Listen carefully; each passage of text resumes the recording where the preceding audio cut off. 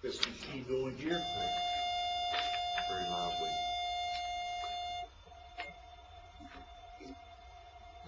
What we're doing is giving some summary insights that we have developed from the second and third chapters of the book of Galatians.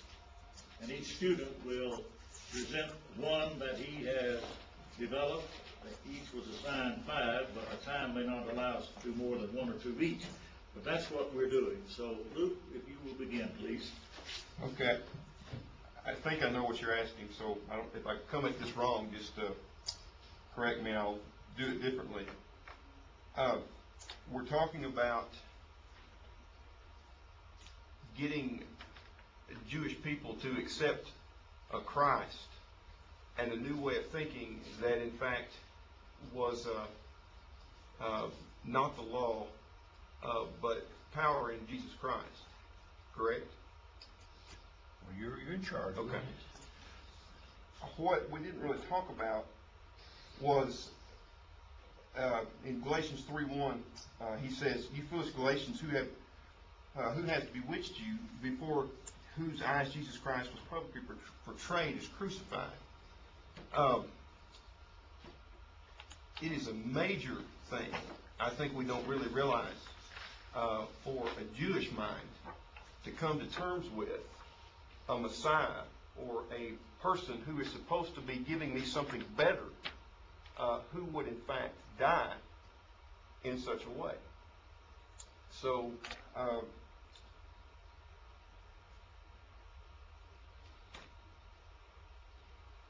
don't know how to describe what I'm trying to say to you. If you turn over to verse 13, he says, "Christ redeemed us from the curse of the law, having become a curse for us. For it is written, curses everyone who hangs on a tree." If I'm a Jew, I'm not going to accept Jesus just simply for that reason, most likely. Well, if that was not intrinsic, otherwise it could not have reached people on the day of Pentecost. Okay. But it would be a difficult thing. Do you have a further insight that you might suggest as an application of that thought of the difficulty of reaching the Jew in terms of a modern day parallel or exhibition of it? Well, you're going to have to get beyond, you're going to have to change their view of who Jesus, who the Savior is. I guess is what I'm trying to say. Maybe I'm not coming at this right. All right. Can anyone add a thought here from where he has kind of gotten stuck for modern day application? What would this say for modern day evangelism? I think sometimes we understand things in a certain way, and then when we learn more about it, we kind of have to add to our understanding a little bit. Right, but anything more?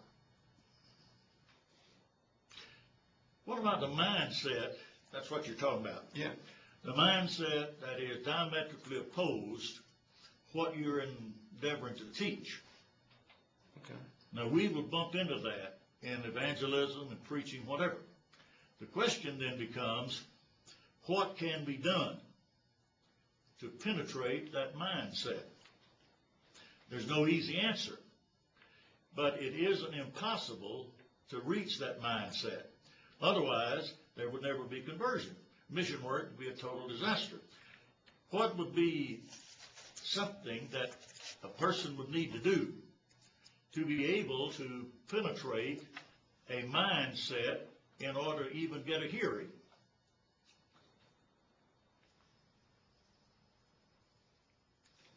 Any thoughts? Would not the person need to be understood as an honest, dependable, caring person?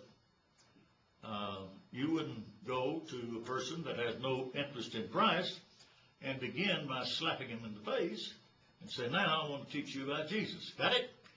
That won't work. You may have to spend a good amount of time establishing some kind of rapport with that person before you can even begin to talk with him. And to think that a 5-minute session is going to convert most people is probably a little underestimating the difficulty. And I think you will see more of this when you give it a shot. All right? Next, let's go in the back. I was looking at chapter 2, verse 2. And it was because of a revelation that I went up and submitted to them the gospel which I preach among them. Out of the 5 things that I listed, I guess one of the most important ones to me was consider the part he sought the counsel of God at one point before he went up to Jerusalem. And I don't guess we know whether it came to him or he sought it out, whether it was the Holy Spirit or not from what I read. But nevertheless, he sought it before he went. And I think we can consider that that he was directed. I think he was directed by the Holy Spirit. But the fact that he sought, the 2 words he sought mean a lot to me, that he sought it. Is that right? Well, now let's think of a modern application of that. He was sure by revelation that he should go and do as he did. Right. Now, the way in which he came to receive that revelation, we're not told, right? He went by revelation. Mm-hmm. Now, what would be a modern-day application here? In terms of preaching, teaching, whatever.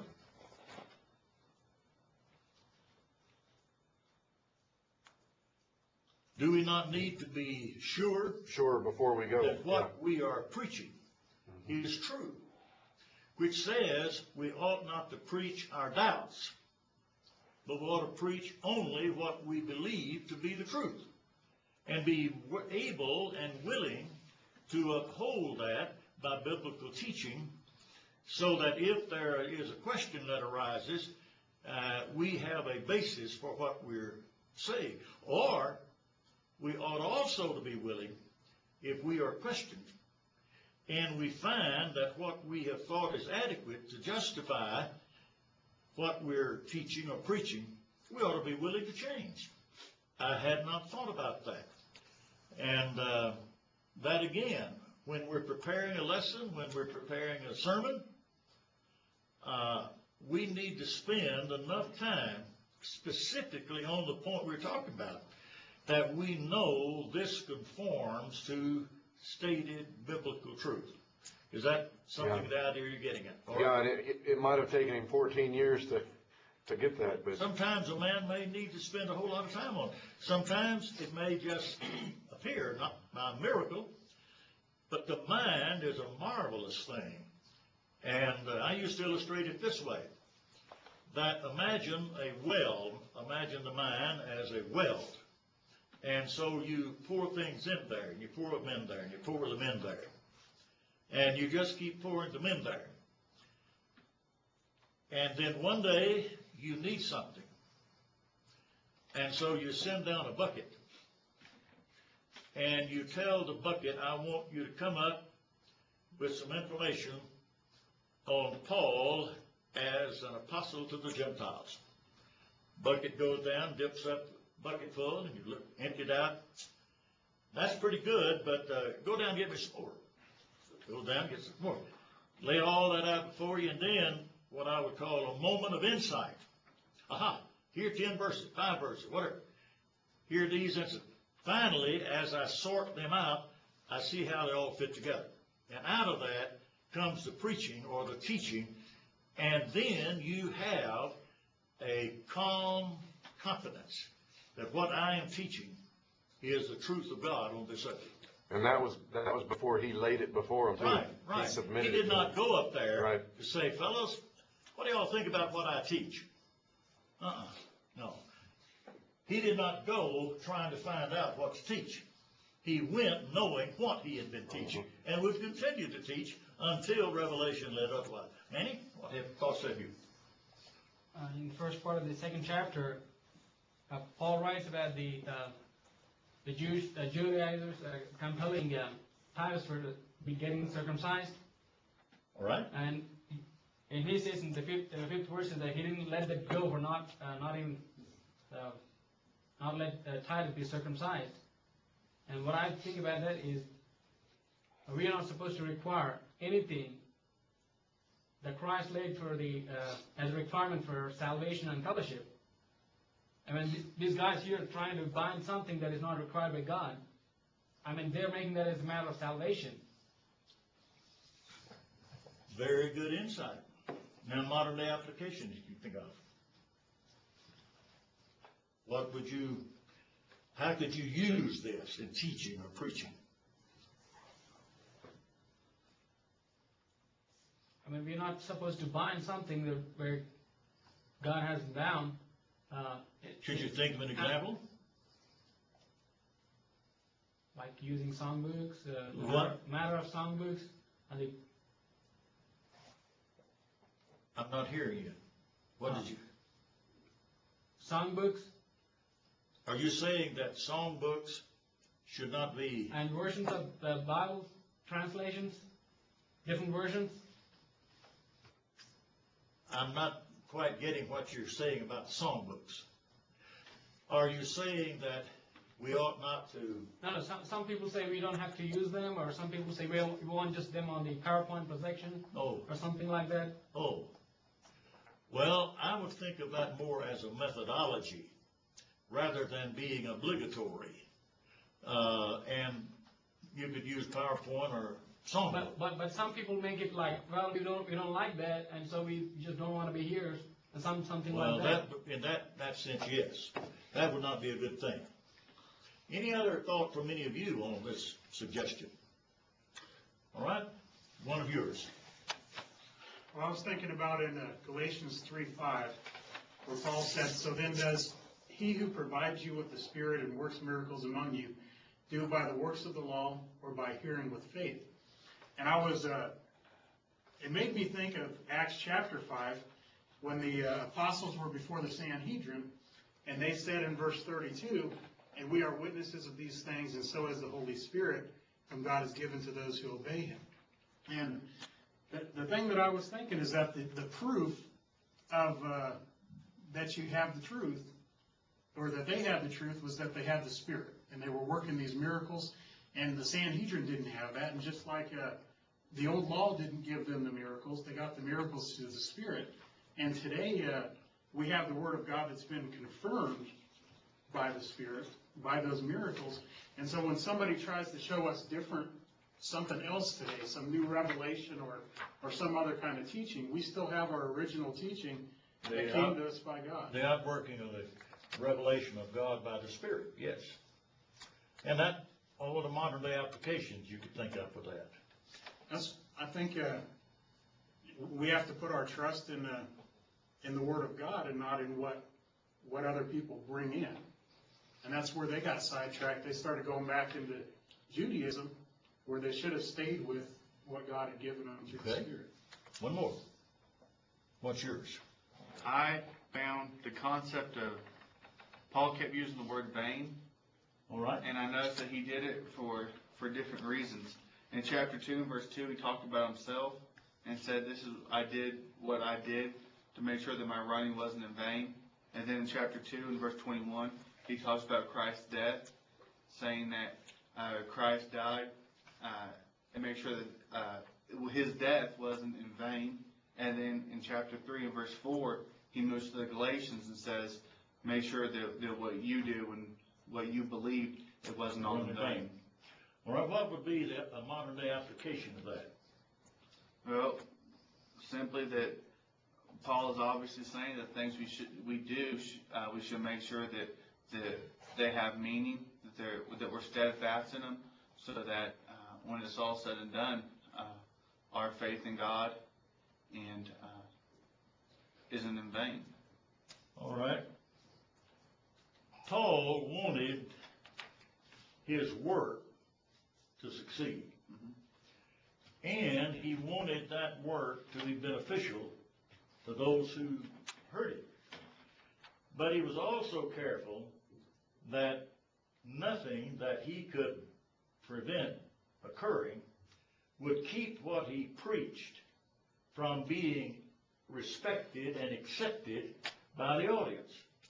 And a modern day application might be the way a person presents himself, the way he presents a sermon, whatever. I remember years ago a chap who was preaching on the penknife in the Old Testament. Well, he decided he would really dramatize it. So he had the penknife and he cut off this piece of the scriptures and he said, people do that today. I really ripped out a page and threw it on the floor. Well, the audience, he did that 5 or 6 times. And it was just like a death almost. You don't do that. I mean, look, this makes everything you said absolutely absurd. I would see him again and again through the years, and until I realized it was very awkward, I asked him about that. He said, that's the worst thing I have ever done in preaching. People have heard about that all over the country. And I, in a moment of extreme zeal without any knowledge, I did it. And I can't get it behind me. So we ought to be careful not to run in vain by virtue of some, for lack of a better word, idiosyncrasy. Now, that doesn't mean that we have to kowtow. Everybody has to wear a red tie because Sister Susan wants it. But it's not something that we could prevent doing by a little foresight and care. All right, Luke, another one. Let's see.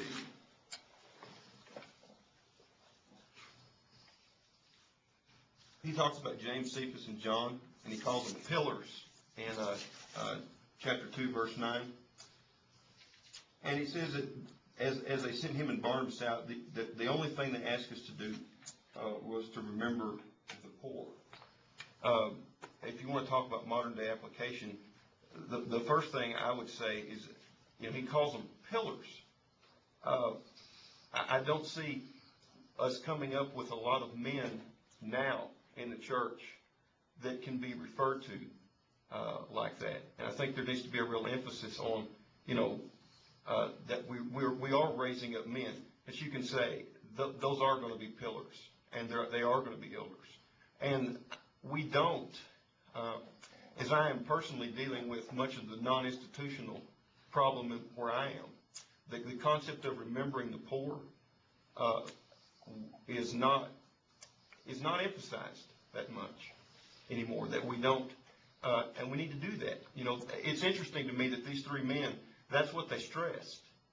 They could have stressed anything to them, but he says, but you remember the poor as you go. Any thoughts on that subject by any of you? What would be the difference between being pillars, as these 3 were, and running roughshod and bossing the church? Well, should a preacher boss the church? No. Could 3 men claim, we are pillars, and therefore we boss the church? No. All right. What's the difference? Well, just simply that you are of the integrity and character that you have decided to become an extremely godly individual, and by default, you will be recognized as such. People see that. I mean, apparently, you could look at James or Cephas or John, and you could say, that guy is a pillar. We can trust him. We can go to him. We can ask him something, and what we're going to get from him is going to be godly. In any congregation, over a period of time, there will come to be men and women that are very dedicated, who are faithful, who are trustworthy, and who do not wish and would not accept some kind of exuberant praise and honor. But you can count on them. Every time the doors are open, they're going to be there. They don't think anything about it. That's, in a way, what a pillar would be. This would be a pillar in that sense. It's holding up part of this building. We need that in every congregation. That would be a byproduct rather than something you set out to be. You could not set up shop and say, all right, brethren, I've just moved into town, and I'm going to be a pillar in this church in 3 weeks. And then when I'm a pillar, I'm going to be able to tell you what to do. That's a very wrong thing. You earn that by the life and character, etc., you present. Now, they help with the poor. Our folk, I believe, have demonstrated that time and time again, and seldom is it ever noted by some of our critics. We have critics, and the cry is that we never do anything. Well, we do. Nearly every tornado or every hurricane or every whatever disaster, our people will be there with help, with manpower, whatever.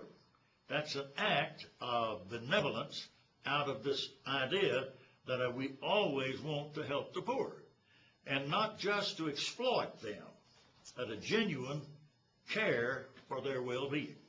All right? We talked about last 2:2, chapter 2, verse 2, where he submitted, or he laid it before them, or submitted it to them.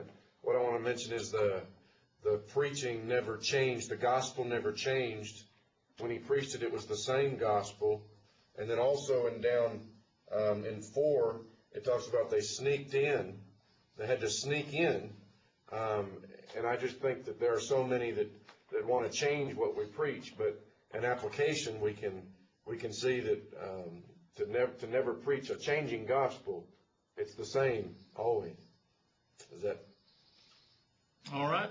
Modern application. Terrible, isn't it? I would probably stick close to the entertainment field, that just because we want certain things or we desire to have the church a certain way doesn't mean that the gospel is going to change and meet our needs, maybe. Okay. Now, what would be the difference between what you are, I understand it, opposing and an improvement that could be very, very well accepted and very helpful?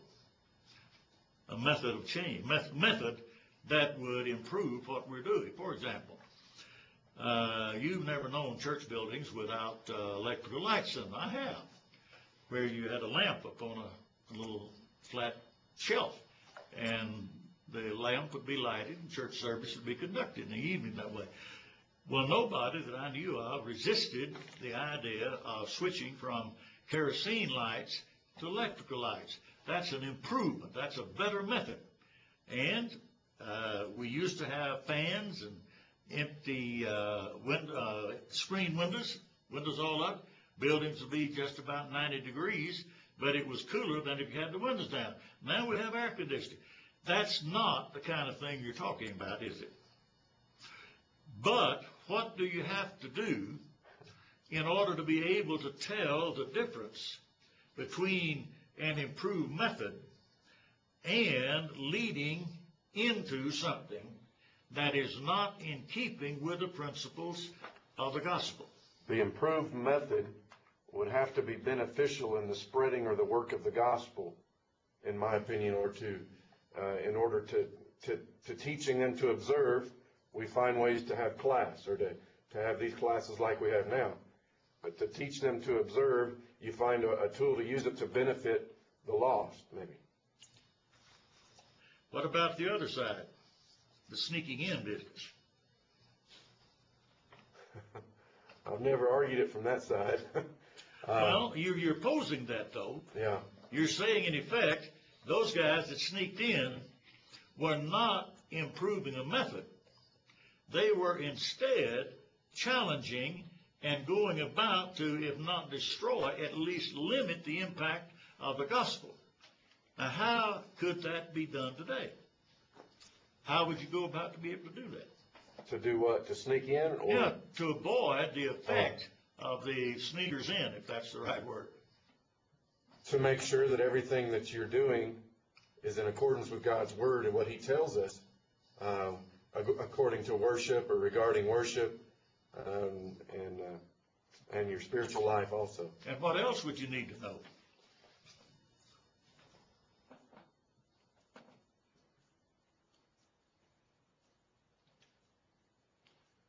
Would you not need to know that there are some abroad that would come in with an agenda and win a certain amount of favor, and at a certain point make their demands known? So you'd have to defend also, prepare to defend. But also prepare to recognize.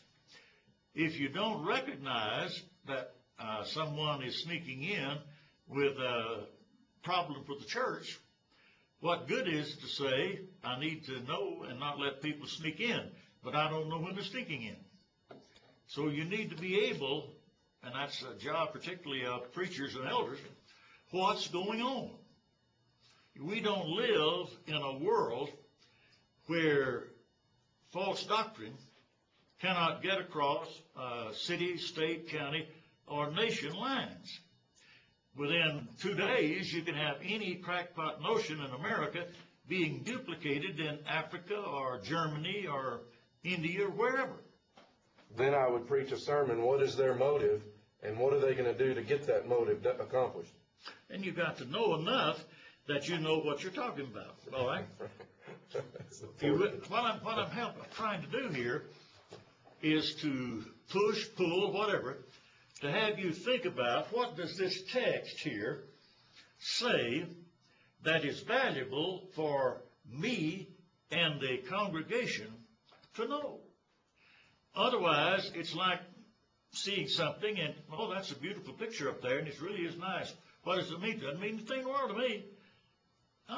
That's not what the Bible should be. All right, Manny? In the second chapter, Peter was fellowshipping with... what chapter and verse, please? Oh, second chapter. Okay.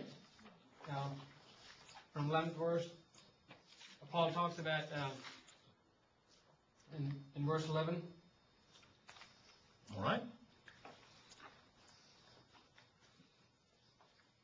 Before a bunch of men came from Jerusalem, Peter was having fellowship with the Gentiles and eating with them and doing, he's just like brethren over there. But when they came, somebody from Jerusalem came over, and he just withdrew from them and behaving in a way that they're not like brethren in Christ. Okay, go ahead. And the point is, like, Peter believes in one thing, but he's behaving in a different one. If you ask him, like, what is the ultimate requirement for the salvation, he says the death of Christ and the blood of Christ, but he's behaving in a way that the circumcision and the Old Testament is requirement for salvation. Stated bluntly, practice what you preach. Now, if you don't practice what you preach, it won't be long until it'll be found out. Yeah. And when it's found out, it's very awkward to justify. If a preacher, for example, wants to preach that it's wrong to lie, and he is caught lying, he's in real difficulty, because it'll be found out. It'll be a little while, but it'll be found out. And then the next time he preaches on lying, somebody will say, "Preacher, have you ever lied?" And he says, "No." Well, what about when you said that's it? So, oh, I remember that. Well, you're out of luck right there. Very good point here. Paul saw that. Not only that, others could see it, but they were not willing to confront him. This is one of the difficulties of practicing pure Christianity. Now, we can go to seed on that, and we can go to an extreme. And yet, it is different to be tolerant and patient with a person who is in a certain way of doing that is wrong, but maybe hasn't realized it yet. There's a time for tolerance, patience, teaching, whatever. But beyond a certain point, that individual must be confronted. This will not be acceptable. This is not right. And then you're doing the precise thing that Paul's doing there with Peter. All right, back here. When Paul was trying to teach them the truth, he used a lot of different questions. He didn't just say, this is the truth, there you go. He used well thought out logical arguments to get his point across. He encouraged them to think. What application needs to be made? I think when we prepare lessons and when we're teaching people, that one thing we need to have some patience and not just say, here it is, take it or leave it, but have well thought out logical arguments that help somebody arrive at the truth. All right. That is very essential, so that early on an individual can establish that I want, first of all, to help you. I'm not here to exploit you. I'm not here to personally gain anything that you have. I'm not here interested in what you have, but what you can be and are. Next is to figure carefully in a given sermon, how can I best present this material so that it will be convincing and that it will lead an attentive hearer or an attentive audience to a particular conclusion or insight or whatever. And that becomes a kind of a guiding star for the way one prepares and presents material. Paul is a very good example, especially in chapter 3. All right, back here now. I noticed that reading through chapter 3, Paul quoted the Old Testament a lot. And I think that's important because he's talking to a bunch of people, a group of people who are thinking about going back into Judaism. And he uses their own teaching, the Old Testament, which they want to follow, to show them that that's not the way to go. Okay. What about a modern application thereof? You can use an application that you start where a person is. Okay. If a person doesn't believe in God, it's not going to do a whole lot of good to start talking to them about, the plan of salvation. You got to start. John 3:16. You got to start where somebody is. Additional idea.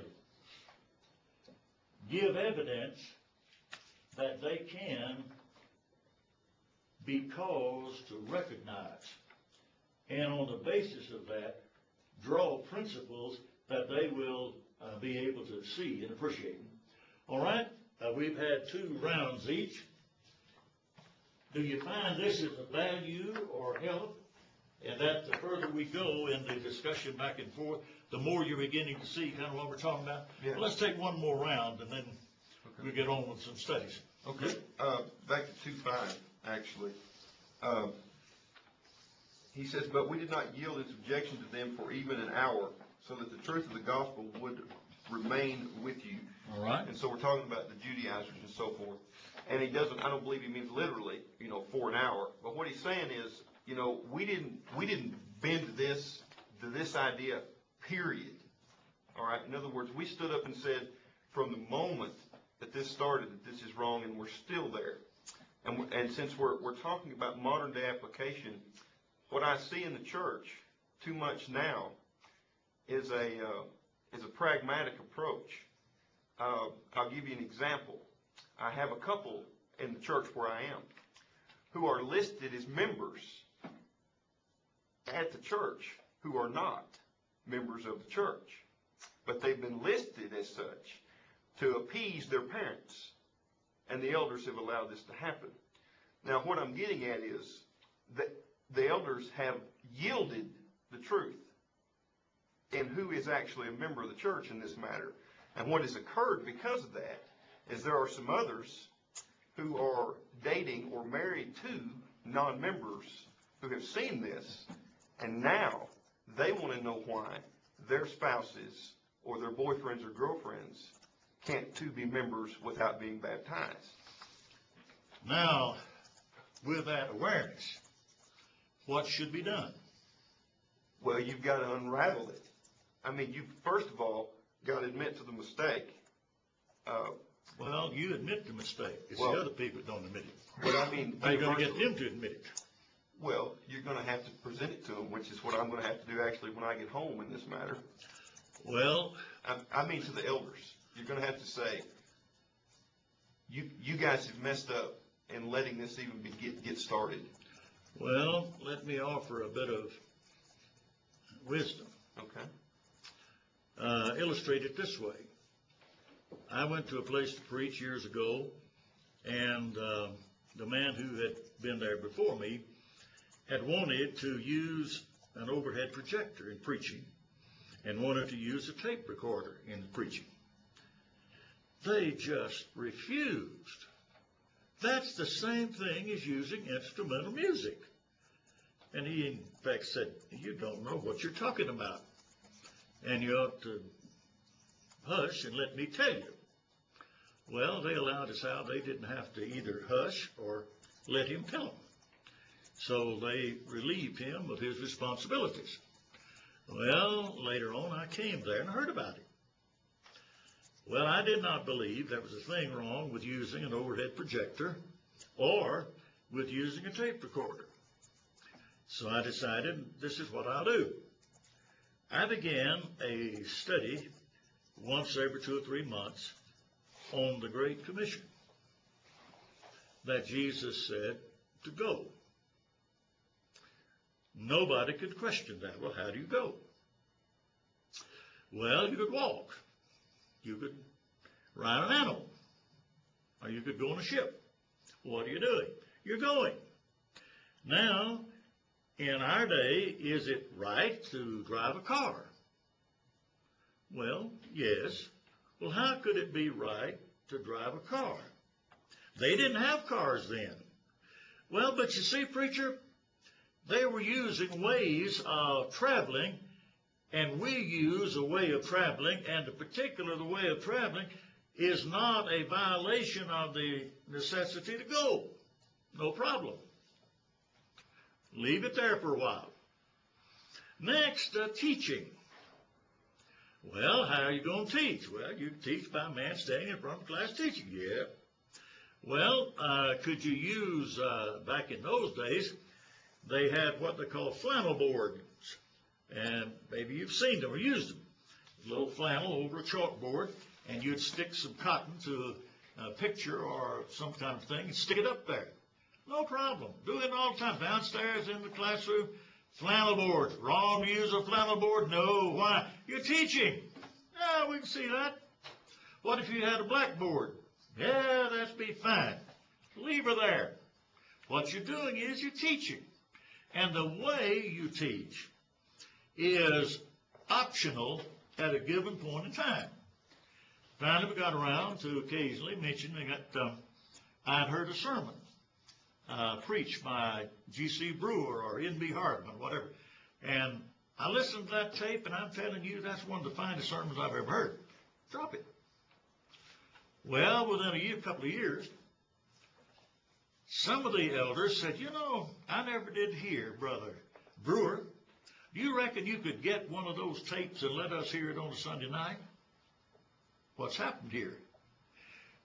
They have begun to recognize that whether you listen while a man is preaching a sermon or listen to a tape, the presentation, whether by tape or face-to-face, is the thing you're interested in. Next thing you know, we had an overhead projector. And then, all of a sudden, I brought film strips about the Holy Land, and we were using it. No problem. What was happening here? They needed to be taught a very important thing. Now, in this case, I would suggest that you consider not every Sunday, not every other Sunday, but from time to time, preach sermons that are good, solid, well thought out sermons about the church, membership in the church, how you're added to the church, and how you're to be guided in the church by the truth of God. Leave it there for a while.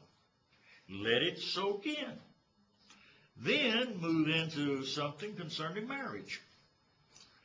That being a Christian is something that does not mean that your husband or wife is a Christian because they're married to you. 1 Corinthians chapter 7.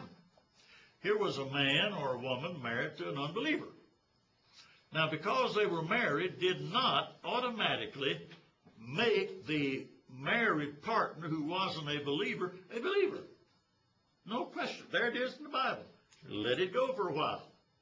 By this time, if you're beginning to make an insight present to an audience, what you're doing is moving toward a decision where an informed decision ultimately will be made. And whatever you finally say in direct statement will be said out of a deposit of truth that has been taught, has been believed, has been understood. Because if you go and start, now next Sunday we're going to deal with this. The likelihood is that you will be met by a very stubborn resistance. But let truth on a given subject have time to be understood. It takes time for me to learn a truth on some subjects. I have to do that. I don't wake up in the morning and find the answer to a puzzle that I've been working with. It takes time. It takes effort. Let the congregation have time to learn. Now, if the house is burning down, you don't have long to get out. I'm not talking about that kind of thing. The moment the fire gets out of control, get out of the house.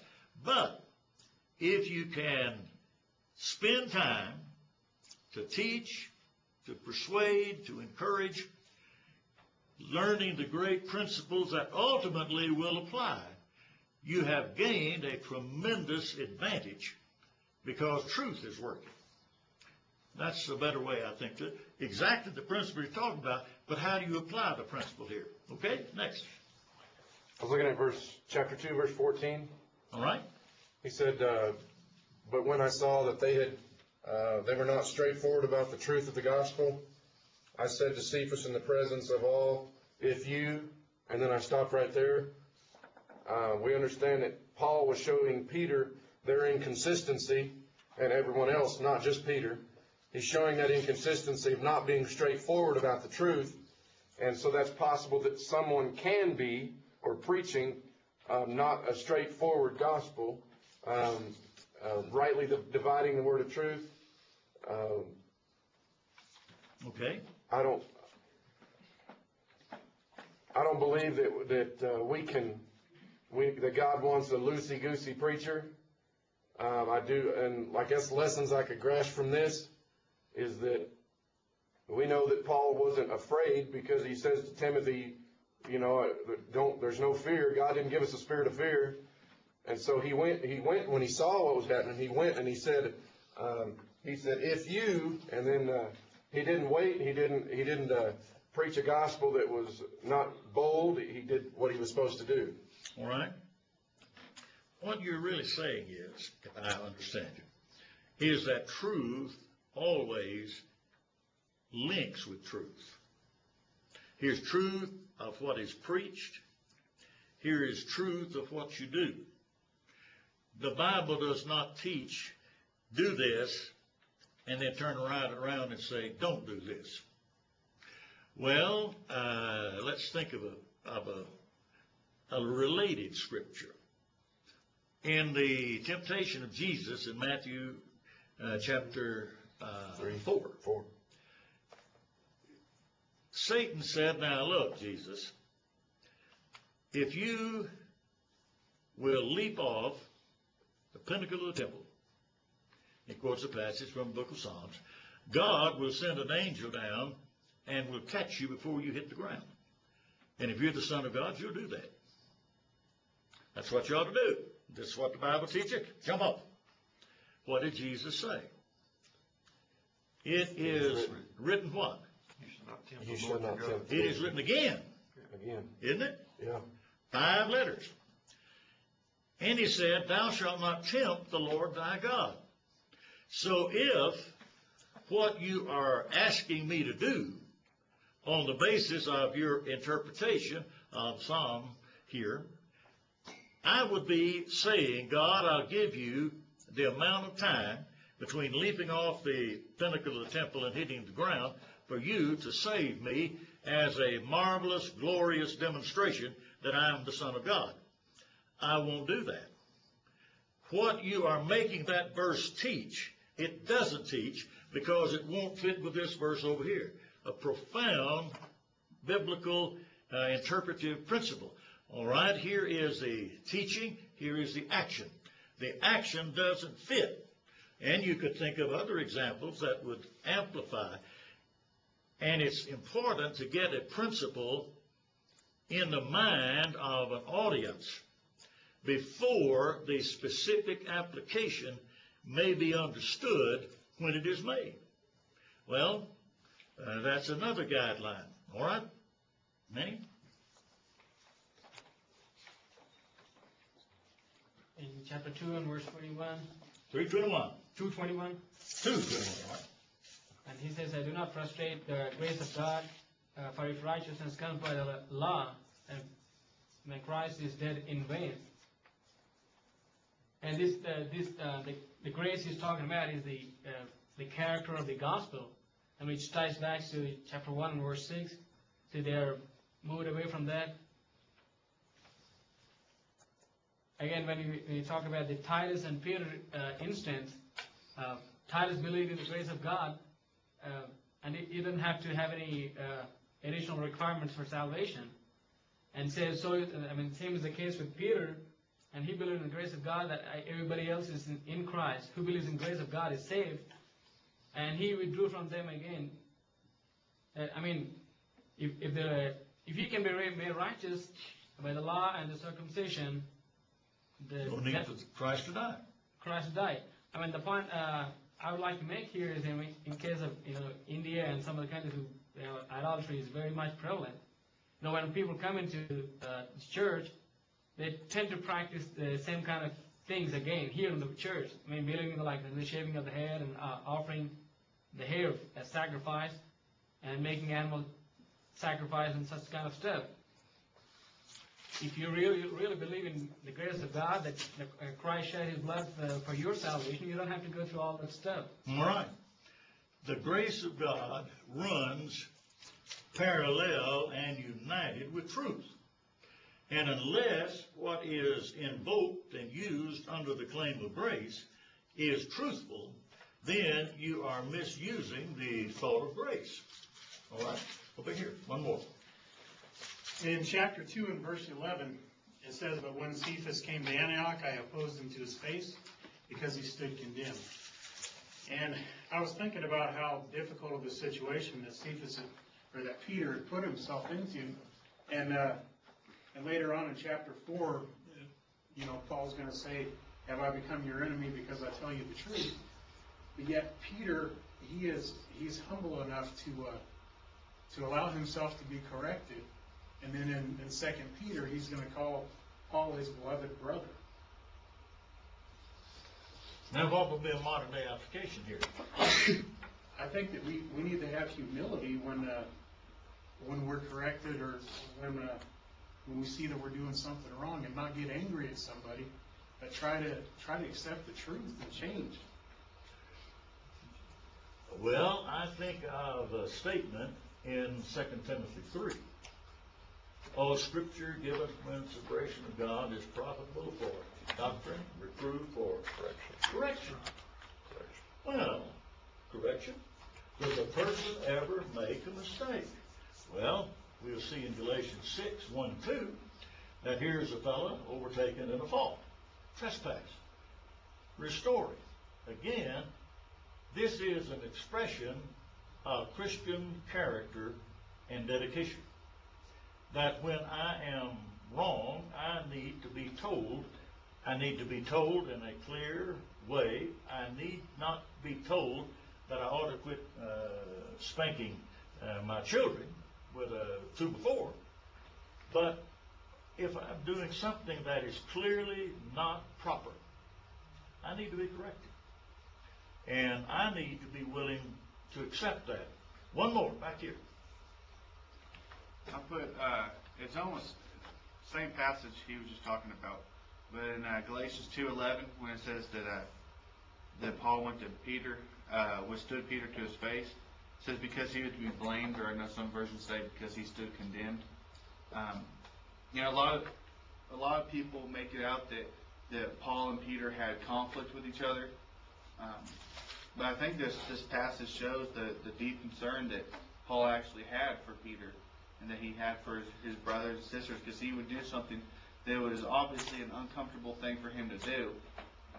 But he did it because Peter was in a position where he stood condemned, or where he was to be blamed. And so he was willing to go out of his comfort zone to restore somebody back to the Lord. Bring the man back, yes. I got tickled last night. I was talking with one of the students, and he knew a friend of mine in Texas. And he said that one evening he was left with this preacher and his wife as babysitters. Well, they went out to eat supper, and the preacher asked the boy, lead us in prayer. And he said, I don't want to pray. And so he said, the preacher said, excuse me, to his wife, took the little man into the men's room. And you go back there and lead prayer. And he said, I did. Well, sometimes you need to be corrected. You need to be told. I was a young preacher, and the same kind of thing happened to me. I went to a gospel meeting with some people that have been knowing me as a Christian. One lady in particular, very fine lady. Well, they called on me to lead a prayer. And I said, no, I don't want to lead a prayer.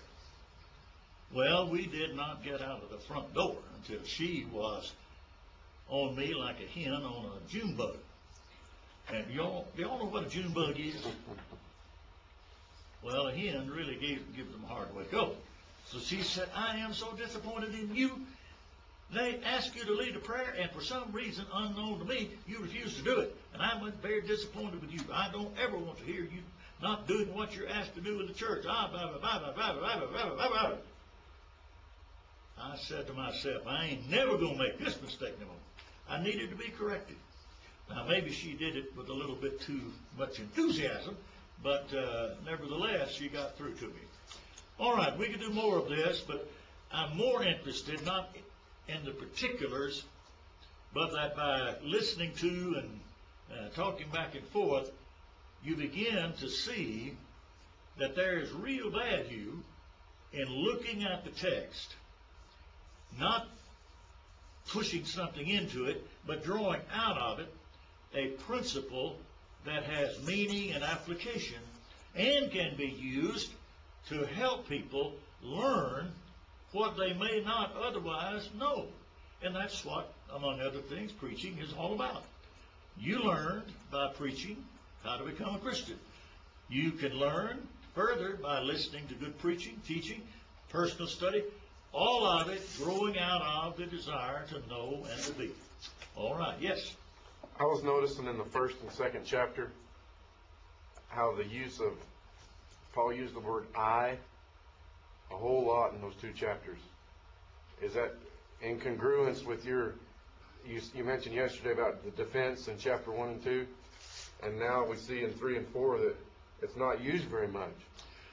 Paul would use that because, in my judgment, he recognized that he was being misrepresented and misused. And in doing so, to destroy the effectiveness that he had with the congregations in Galatia. In effect, it was a poisoning of the well. So that every time the name Paul would come up in the Galatian brethren, they would say, I don't want to listen to Paul. Paul says, in effect, you don't know who I am, do you? Let me tell you. Not out of arrogance or not out of desire to dominate you, but this is what I have done, this is what I believe. And as a result, you should be able, with this information, to know that I am not out to exploit you. I am here to try to help you. If a doctor came into your hospital room and were to say to you, the tests show that your left foot has gangrene in it, very serious gangrene, and it is spreading, and it is spreading very rapidly. Now, what medically must be done? That foot must be removed, lest this gangrene spread to your body and take your life. Well, I don't know who you are, mister. Well, I'm a doctor. So what? The world's full of doctors. No. I did this, I did that. He wouldn't have to do it because he wouldn't be on staff if he came in off the street. But the point is, it makes a difference whether the person going about to teach, correct, do whatever, is entitled by proper credentials to do that particular thing. That's what he's doing in chapter 1. Once that has been settled, in chapter 2, he draws on some episodes where that qualification was under review, to say the least, or challenged, and he managed to demonstrate not only competence, but compassion in dealing with the problem. Now, if they can get that in chapters 1 and 2, when he studies the thought of the salvation by faith in Christ in 3 and 4, you get to 5 and 6, and he is able to lead them to see how they can and should conduct themselves as Christians. Or other comment in general here. I hope this is helpful to you. I know it's been helpful to me, just hearing you guys, if you think, and also as we continue to do it together. Let's see. Well, we'll take about another 20 minutes, and let's look at some passages here. I appreciate you fellows doing this. I hope that you will continue to think about it, and in due time we'll become a little bit more competent and a little bit more willing to do this. You're going to be doing it whether you mean to or not. It's better than to do it intentionally. All right, now, last time, if I remember correctly, we were in chapter 3 and down to verse 14. Is that correct? And we're through What? chapter 4, verse 17. 4. Oh, well, yeah, we got into chapter 4. Yeah, okay. All right, yeah, here it is. I've got a mark on it. 4:17. Okay. Let's begin then in chapter 4 and verse 17.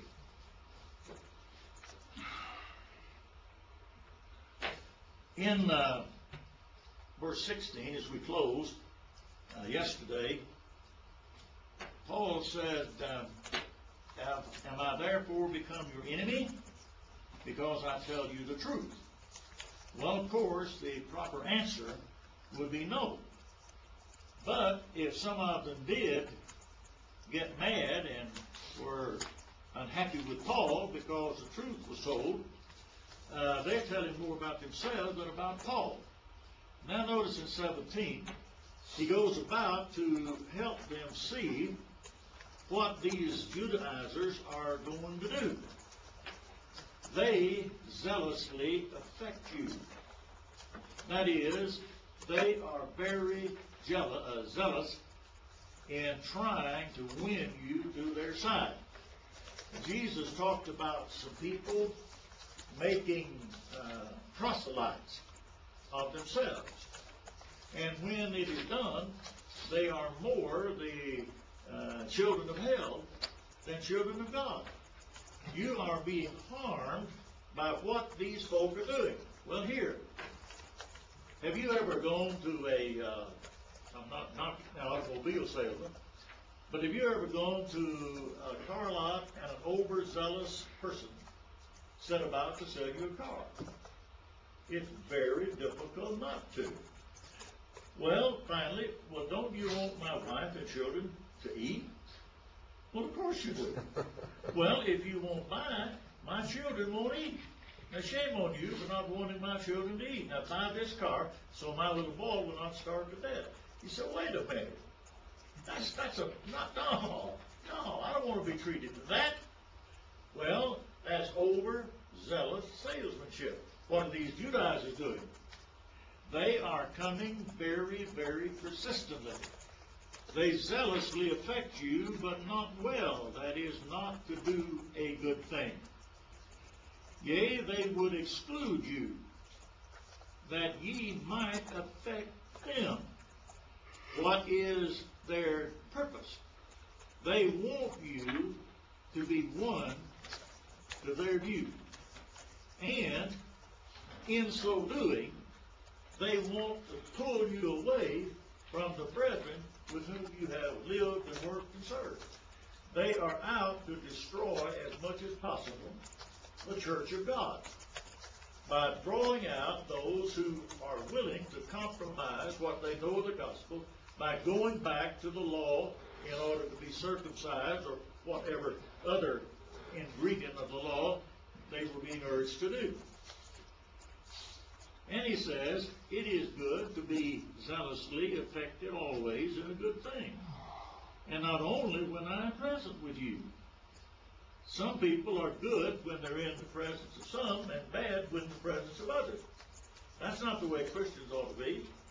Whether there is a person that they know will stand up for what is right or not, they need to grow to the point where they are willing to stand individually and conduct their lives in a way harmonious with what the Lord's will is. And Paul said, don't lose the ability to be devoted to truth. Don't give that up. But examine what you are hearing as to whether it is true. And in chapter 3, as you have noted, there were specifics that he set forth showing that what you have been taught is not true. Don't fall for that.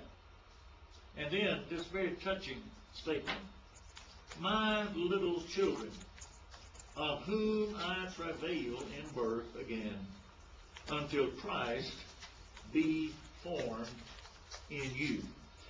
Now let's look at that word, form. It's from the word that we use in what is called metamorphosis. To be morphed, if you will, is to have brought about a process which in the butterfly world starts with this rather ugly thing in a cocoon, and in due time it emerges as a beautiful butterfly. Well, he is saying in this passage, I want what you know of Christ to so work within you that when you attain all that God wants you to be, you will be a counterpart of the work of God in Christ. That's what I want for you. Now, that's a beautiful image here that ought to guide those of us who teach and preach.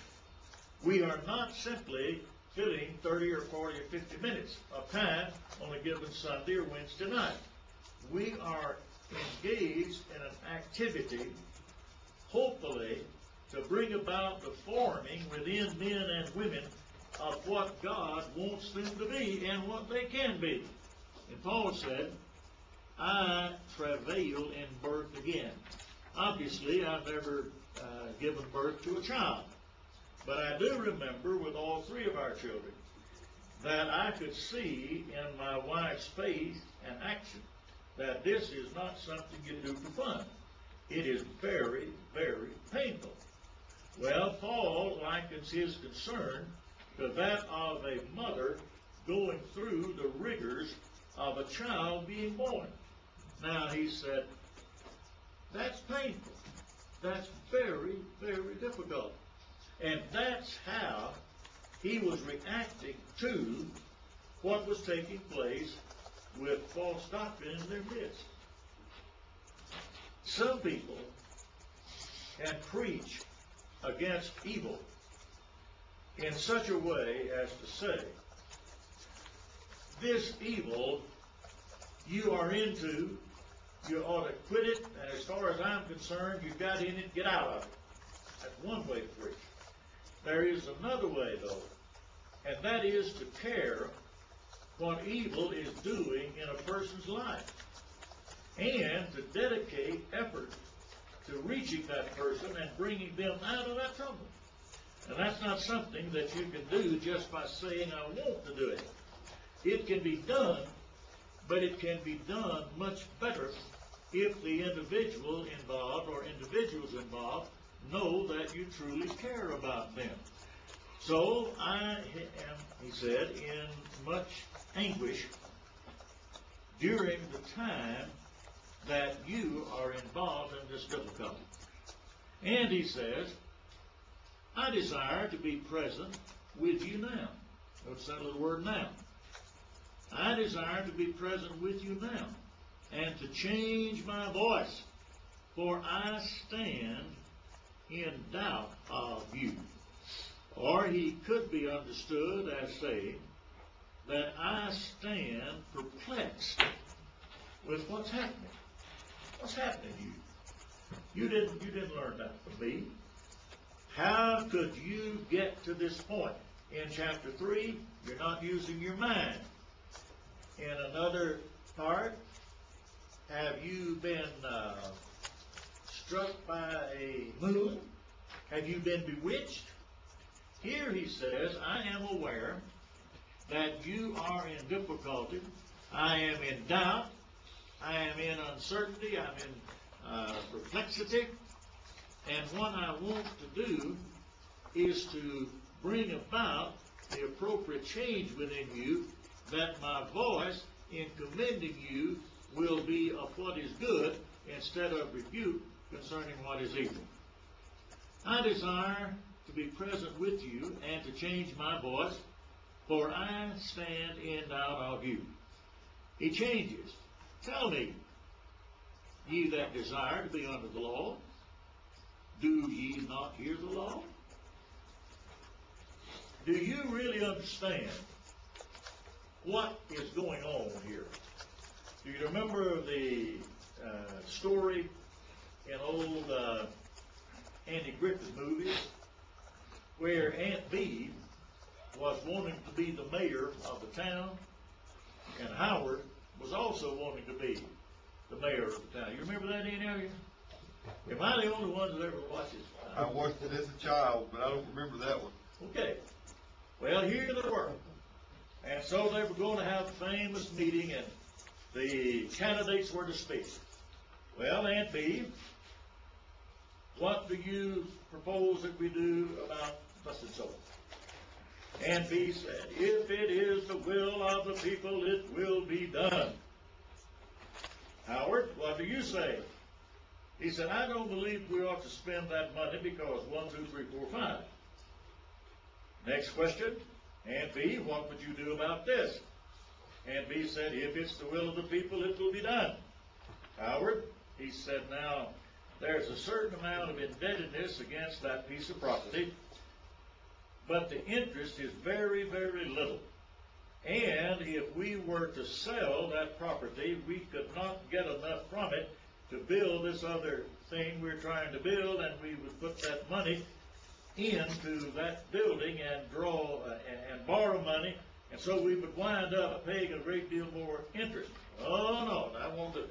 Well, to go back and forth a little bit. And finally, the closing argument is, Aunt B says, I have listened and I have answered your questions. But she said, I hope that when you vote, you will vote like I am to vote, and that is for Howard. Because as I've listened to him, he knows what he's talking about, and I simply wanted to be the mayor. Well, notice, Paul says, now, do you really know what you're getting into? Do you really want to listen to the law? Well, apparently some of them don't. So he says, let me tell you some things. Tell me, Do you not hear the law? Notice he begins with a fact. A fact is a very stubborn thing. Old Brother Marshall Keeble, years ago, said concerning facts that facts are stubborn things. And if you try to destroy them, they'll stand right up and hit you in the face. Well, that's not very eloquent, but it's very true. Now, the fact is, Paul is saying, Abraham had two sons. One of them was named Isaac. You know the name of the other? Esau. What? Ishmael. Ishmael. Ishmael and Isaac. Watch that.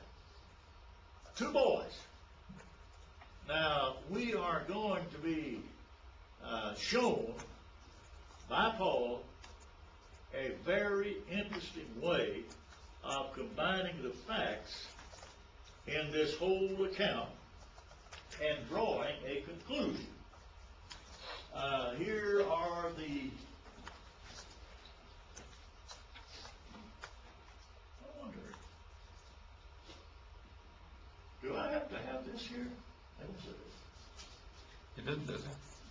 Now, we'll imagine this as the whole body of information about Abraham and these two women and these two boys. So Paul is going to go over here, and here's item number 1. 2 sons. Where are we at? Okay. Oh,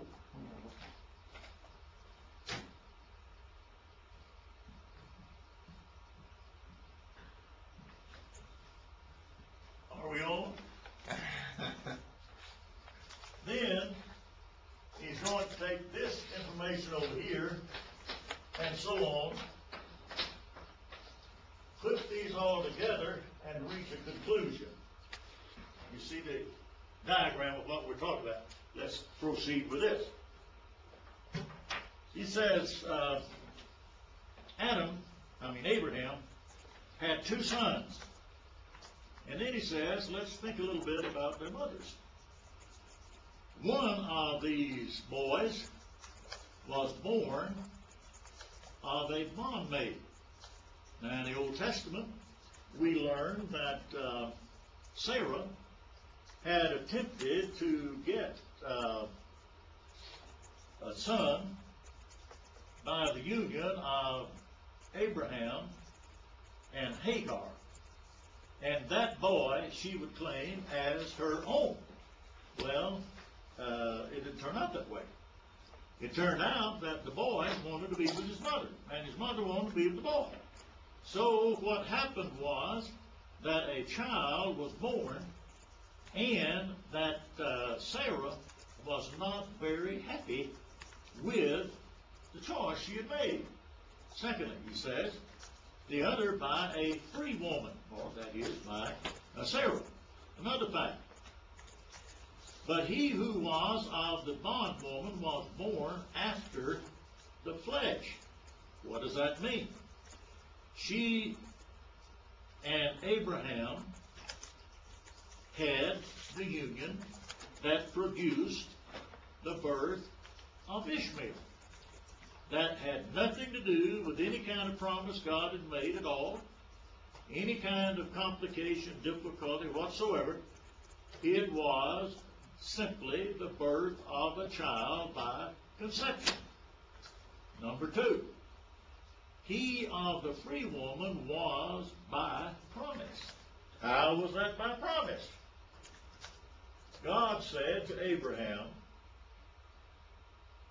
I will visit Sarah, and she'll have a child. And the reason, although you and she are both well past the time when children are usually born, in order for my promise to be true, you must have a child by Sarah. Now look back to the book of Romans for a moment, chapter 4.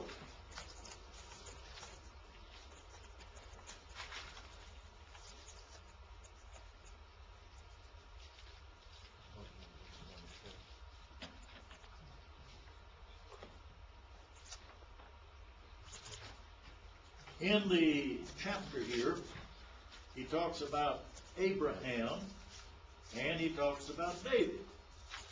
And then he says, in connection with Abraham, that he was blessed of God. And he raises the question, verse 9. Cometh this blessedness then upon the circumcision only, or upon the uncircumcision also? For we say that by faith was reckoned to Abraham for righteousness. Now he says, you go back and read the Old Testament, Genesis 17, and there you will find that God said to Abraham, your faith is reckoned to you for righteousness. Question: was this statement made while Abraham was in circumcision or uncircumcision? What's the fact? Well, he goes on. How was it then reckoned? When he was in circumcision or in uncircumcision? Not in circumcision, but in uncircumcision. Well, now wait a minute. God made a promise to Abraham. Was that promise before and without circumcision of Abraham? Yes. Then God can make a promise that will apply to both the circumcised and the uncircumcised. Once that's in your mind, you can follow what Paul is saying here. He says, and he receives the sign of circumcision. When? After the promise. A seal of the righteousness of the faith which he had, yet being uncircumcised, that he might be the father of all them that believe. All them. Abraham is the father of all that believe. Now that would include some who were not circumcised and some who had been circumcised. Where is he going with this? He is basically saying to the Roman brethren, some of whom were Jews, some of whom were Gentiles, get the facts first. Get all of the facts that are pertinent to this discussion. He continues. Those that were uncircumcised, that the righteousness might be imputed unto them also. Also.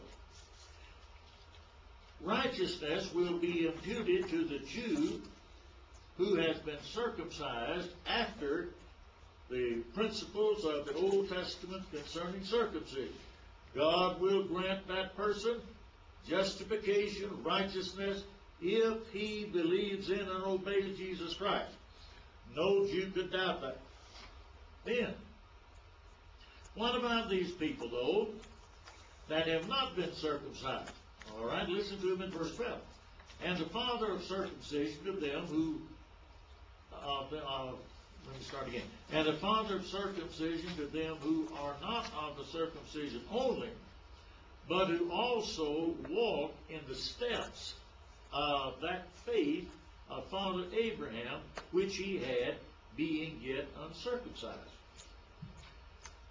He is saying, now, good people, do you not understand from this simple statement of fact that the promise of God applied to those who would be circumcised and those who were not circumcised? If it could not apply to the uncircumcision, how could it ever have been given to Abraham in the first place? I mean, the facts are what they are. He goes further. For the promise, and that's what we're talking about, that he should be the heir of the world was not to Abraham or to his seed through the law, but through the righteousness of faith. Now, can Jews only have faith in God? No one would say that. No Jew would say that. Why? If so, you could not have God-fearers in your synagogue. You could not have had people to come, as in 1 Kings chapter 8, 41, 42, from other places than the Jews, come to the temple of Solomon and pray to God, and God would hear them. They knew that. Now, what is becoming more and more clear is that some of those at Rome simply did not know what the Bible taught. And now Paul is giving them that information. For if they which are of the law be heirs, faith is made void, and the promise made of none effect, because the law worketh wrath. But where there is no law, there is no transgression. God did not anywhere say it is a sin to take 2 drinks of water.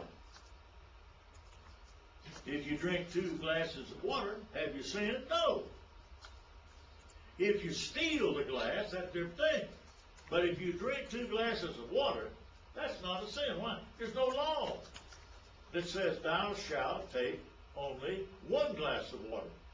Well, where God has not spoken in matters concerning action, identifying what is sin and what is not sin, there is that which lies between and is neither sin or not sin. Yes? So this promise in 23 of Galatians, in verse 23, is talking about the promise to Abraham, regardless of circumcision, but through faith and justification. Right, in Christ. In Christ. So, you don't have to be a Jew to have the righteousness of faith. Now, that being true, what does that say for the Gentile? The same thing. He can be righteous by the doctrine of Christ. And you see it here very clearly in Romans. Now let's go over to the book of Galatians. He is presenting the same thing under the imagery of these 2 sons and the status of these women. I see it's about 20 minutes before. I think you guys need a break. Now, if you vote not to have one, that's all right. Well, the ayes have it. All right. Yes. We vote on 3 weeks instead of 2 weeks. What now? We vote on 3 weeks instead of 2 weeks for the paper. Well, I was thinking about that last night. And I thought instead of 2, we ought to reduce it to 1. That's good. Be careful. To have an act. All right, time to close this out. It's going to take me.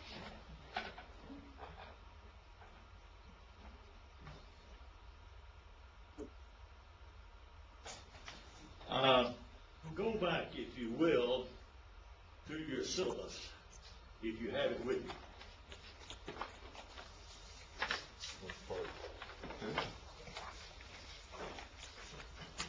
Go back to page 3.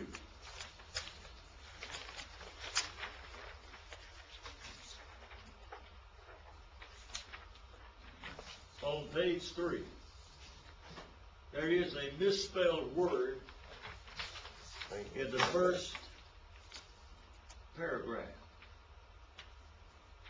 Your syllabus has the word TWO. It should be spelled THREE. Would you correct that, please? Everybody see where we are? On page 3. Thank you for making that correction. You like that correction? Sure that's not who you are? Yeah. Or if I, sure it's not. That first sentence begins with the word graded. It's not the same 3 weeks. It's not the syllabus. You don't have the syllabus. Go back to your syllabus if you have it.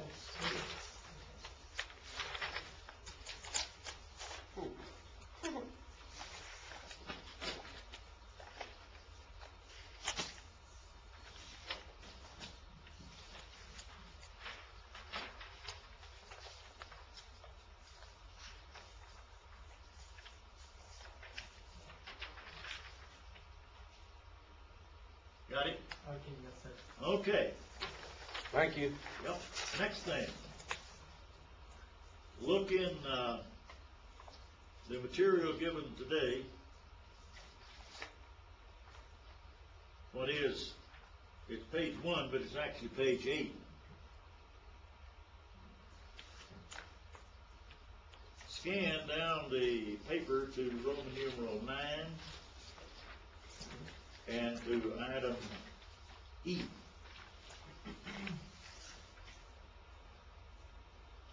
There are two words between righteousness and made that need to be marked out. Delete into your computer. Deliverance. So the sentence should read, instead of such error, Christians wait for the hope of righteousness made available by the revelation of the Spirit, verse 5. Oh, you're with me now. Okay.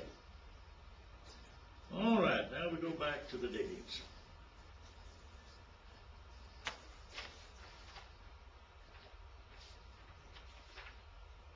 We are, in terms of our summary, on page 7 and point C, if you're moving along that way.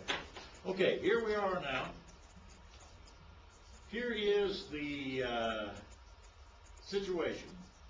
We have, first of all, Abraham had 2 sons, one by the bondmaid, the other by the free woman. The one born of the bondmaid was born after the flesh. The one born of the free woman was by promise. Number 24. Which things are an allegory?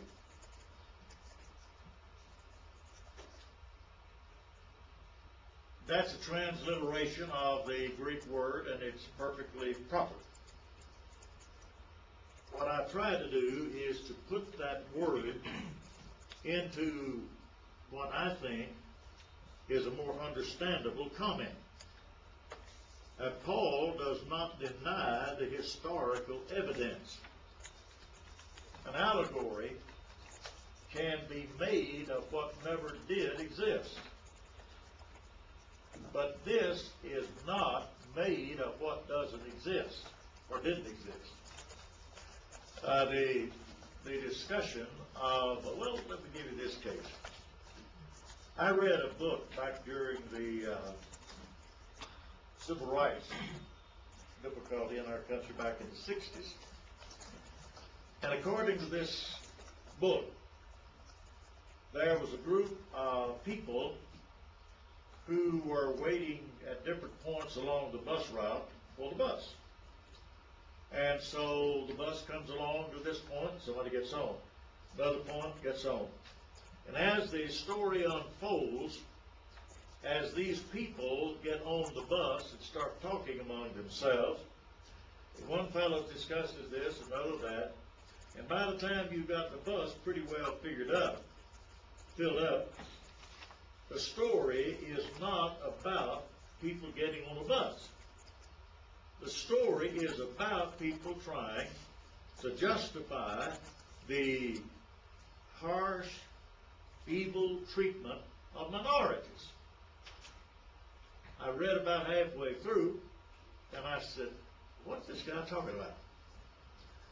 And then it dawned on me that the story about a make-believe bus with make-believe people getting on the bus at make-believe points, and then they were talking to each other, it was a kind of figure of discussion going on in this country at the time about the pros and the cons of civil rights legislation. It was a cleverly written piece of work. But I submit there wasn't one bit of truth in the account of the bus. You never could find the bus. There were not people who were at this point of that on the road.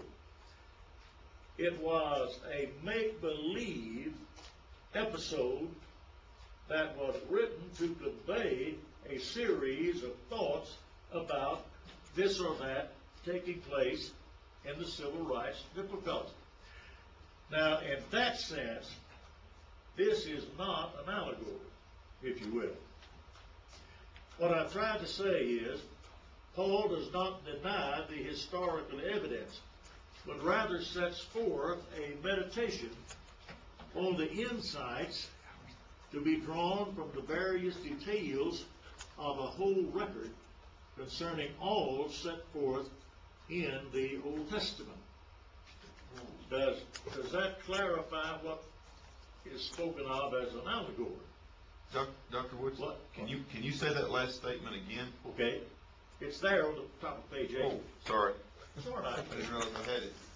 I don't either. What I'm trying to illustrate here is Where is it? that here is the information in the book of Genesis. Over here is what is said in the book of Galatians. And Paul says, all right, let's see, what does the scripture say? Well, Abraham had 2 sons. That's a fact, all right? These boys were born, one from a bondwoman, the other from a free woman. Fact number 2. Fact number 3. One birth was by the flesh, the other was by the promise. What are we doing? We're getting the facts in mind concerning Abraham, Isaac, Ishmael, Hagar, Sarah. He continues. Which things, he says, are an allegory, an account that is put together to convey a spiritual insight or understanding. Now that could be used without necessarily having it built upon factual material. You have an allegory or two in the Old Testament that are not necessarily, well, the episode where one of the accounts tells of the bramble bush that has to do with what's about to occur. It is a reference to the folly of a king. Well, you could make up an allegory, and in handling the allegory, you could put the pieces together and make that allegory support almost anything you wanted it to support, provided nobody ever questioned the truthfulness of the ingredients of it. That's why we say that an illustration does not prove a point. It may clarify, it may make it more vivid, but the vividness, the clarity of it, is not necessarily connected with a factual event. If you've ever been to Disney World, do you believe that there is such a person as Mickey Mouse? Of course not. No Mickey Mouse. Did somebody named Mickey Mouse ever live? No. What about Pluto? No. What about the seventh dwarf? No. No. Well, how then can you believe in Disney World? An adult says, I know that it's only make-believe. A child, knowing very little, might think this is sure enough Mickey Mouse. Mama, look, Mickey Mouse said this to me. I want you to know that, Mickey, what he said to me. And I just love Mickey Mouse, and he gave me a hug, and Mama, I want to be Mickey Mouse when I grow up. Mom said, what am I going to do with this kid? I don't know. Well, whether in that situation Mickey Mouse is a real person or not doesn't control or determine how that little boy or girl feels about Mickey Mouse hugging me and saying I'm a nice kid. it works just as well whether it is or is not the case that Mickey Mouse is a person. Yes. So is an allegory an illustration then in this? Is it what? Is the allegory an illustration? Is that all it is? It's a type of illustration, yes. And that's what he's saying. But this case is different in that the details of what is said by Paul, by the King James Version, to be an allegory, is built upon historical information. So you've got a unique allegory. Are you with me now? I don't understand 23 and 24 as far as the. Okay. I understand he's saying there's two covenants, right? Yes. But he's not drawing that conclusion just yet. He's wanting to get the facts from what is written in the mind of the readers. Are you with me now? He's drawing on the Old Testament, this fact, this fact, this fact, this fact. And then he's going to draw a conclusion from all of that information. So he just hasn't got to the conclusion yet? Not yet. Okay. He is setting up the information. Okay. Like a lawyer, the prosecutor. I submit to you, jury, that number one, this man was at such and such a time at the exact moment the murder occurred. Fact number one. Fact number two, the man that is accused had a long-running feud with a man who died over $1,000 that was owed to him and had not been paid. And they had an argument 2 days before, and it turned into a fist fight, and both of these men knocked each other's cuckoo. Fact number three, the man under accusation threatened the man who is dead, and there are 5 witnesses that I have introduced that heard him say, I intend to kill him. Number 4, this man owns a gun, and the bullet that was lodged in the chest of the murdered man fits with its ballistic markings exactly that pistol. And our conclusion is that this man killed the other man. Paul is stating his case very clearly. All right? Now, up to verse 24. And the first part of these things are an allegory. Any question about what we're doing? Okay? Paul explains in verse 24, for these things are the 2 covenants. Another fact. Where? Get these facts in your mind now. Oh, okay. These things are 2 covenants. The 2 sons, mothers, and state with reference to bondage or freedom are all representative and indicative of 2 different kinds of covenants. The one from the Mount Sinai, which gendereth to bondage, which is Hagar. Again, you see, using this little diagram up here,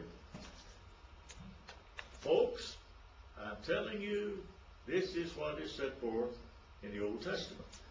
Now, he has come in this statement, in verse 24, the last statement. This arrangement of mother, bondage, son, Abraham, relates to, in explanation that I'm offering, a covenant from Mount Sinai that produces bondage. You can almost see it now. It's not full, but you can see where he's going. And he says, for this Hagar is Mount Sinai in Arabia, which answereth to Jerusalem, which now is, and is in bondage with her children. How is Jerusalem in bondage? Jerusalem has refused to listen to Christ, rejected him. And as a result, she is under the bondage of an old law that does not bring freedom as the gospel brings freedom. Now pause for a moment and come over to the book of Hebrews. In Hebrews 13.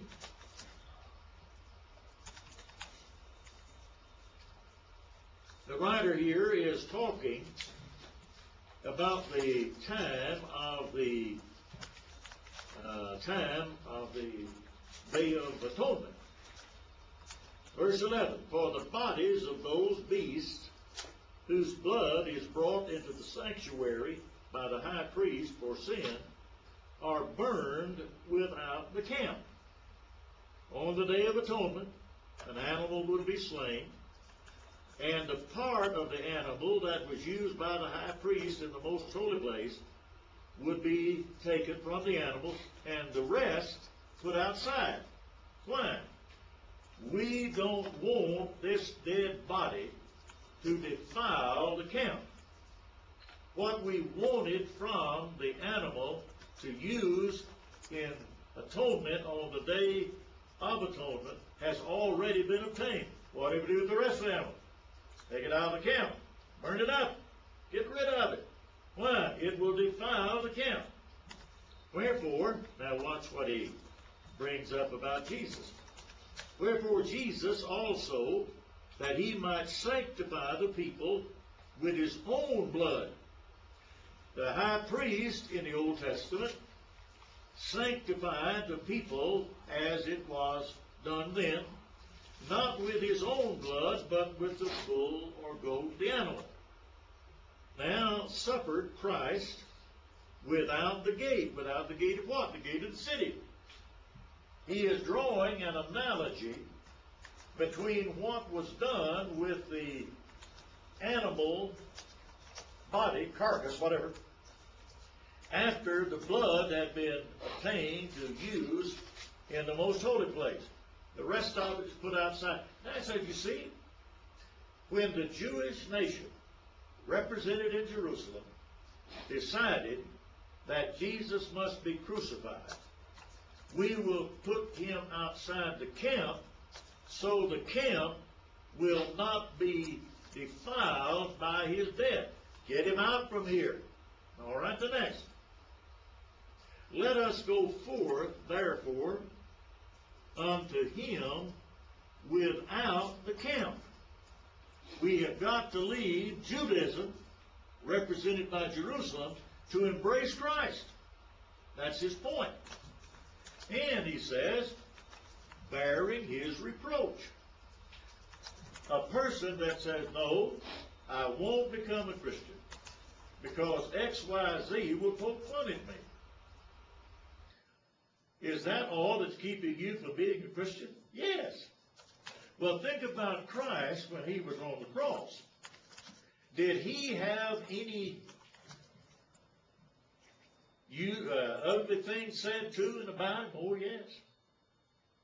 Well, did he find that fun to endure? No. Well, what did he do? He went ahead undergoing death because, first of all, he wanted his blood to provide the atoning sacrifice for their sins. And he wanted also to come into the world a group of people that would be the followers of Christ as obedient believers and would constitute his people, his church. Now, if you want to be in that church, you want to be of that people, you have got to go outside of Judaism, outside of the rituals of the Old Covenant, outside of the priesthood of the Old Covenant, and embrace the priesthood of Christ, that the blood that he shed on the cross might avail to the saving of your soul. That's the imagery that we're looking at here. Now back to Galatians 4.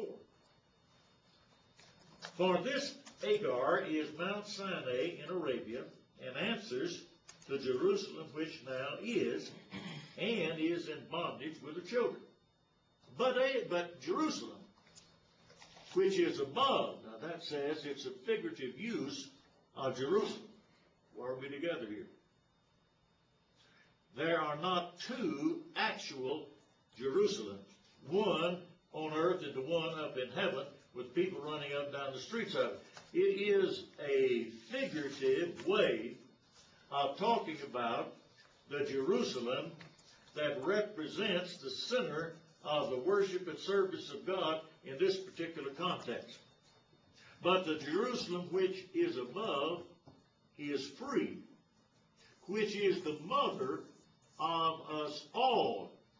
Mother in what sense? We are members of the family of which this New Jerusalem is the parent, the mother. So, in Philippians 3, Paul says, our citizenship is where? In heaven. How can that be? Because we belong to the people of God, and the party, group of which we are a member, has its origin and destiny in heaven. Well, here he's talking about having membership in a religious center that is free, not in bondage, as are those in physical Jerusalem. And all of us, Jew and Gentile, are members of it. For it is written, this time quoting the book of Isaiah, it is written, rejoice, thou barren that bearest not, break forth and cry, thou that prevailest not, or travailest not. For the desolate hath many more children than she which hath an husband. He is putting into the mouth of Sarah the thought that inasmuch as Abraham was to be a father of many nations, that she, who was the mother of Isaac, will now rejoice that she has a child. And in that rejoicing, she will break forth and cry, sing, praise God. And once you were barren, now you are no longer barren. You did not, prior to this time, undergo the pain and difficulty of childbirth. Now you have. And you rejoice, not that you had to travail, but that through this travail was born Isaac, through whom the promise of God will proceed. Yes? Can I ask you a question by drawing something on the board? Yes. Can I draw something on the board? Fine.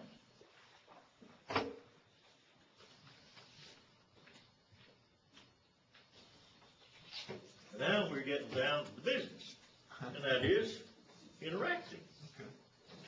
Okay. And when you get through with yours, erase it and put that back up there. Okay. I didn't say you could erase anything, you just said you could draw. That's right. That was infinite. Now, if it doesn't do it, you know what's going to happen? Yeah. This test is already decided.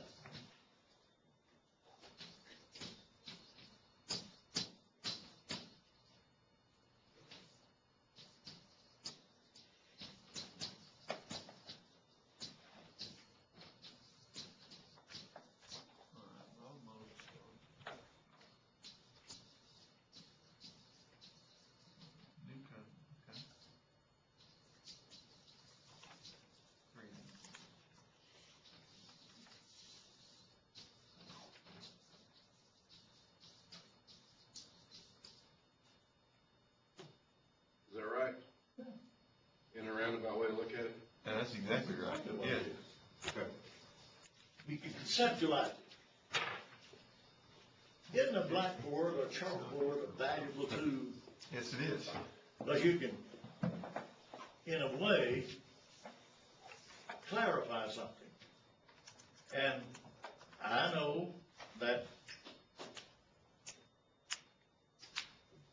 these newfangled things are fine. I don't have any power or any question about PowerPoint. But one of the reasons that I'm not more into PowerPoint is with a PowerPoint presentation, you cannot bring up something at the exact moment on PowerPoint to clarify a particular thing.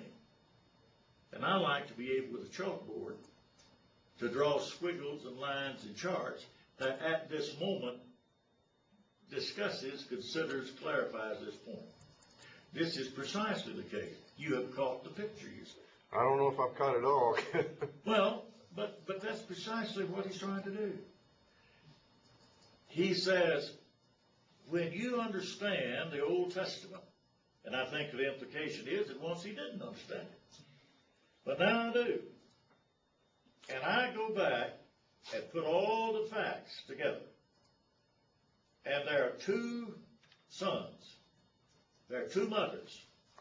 There are two bondage-free states. There are two means of birth. One physical, the other promise. Now he says, think of these as two covenants.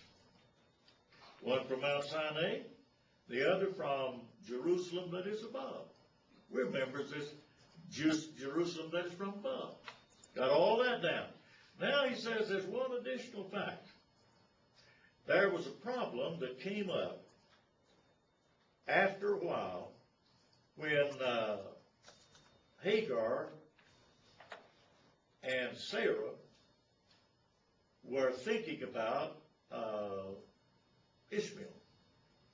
And Ishmael, we would say, was running over Isaac.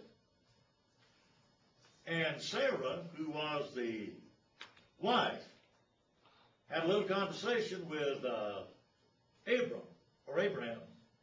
And she said, that boy of yours and Hagar, she's bothering my son and your son. You understand that? Well, yes, I do. Well, get him out of this camp.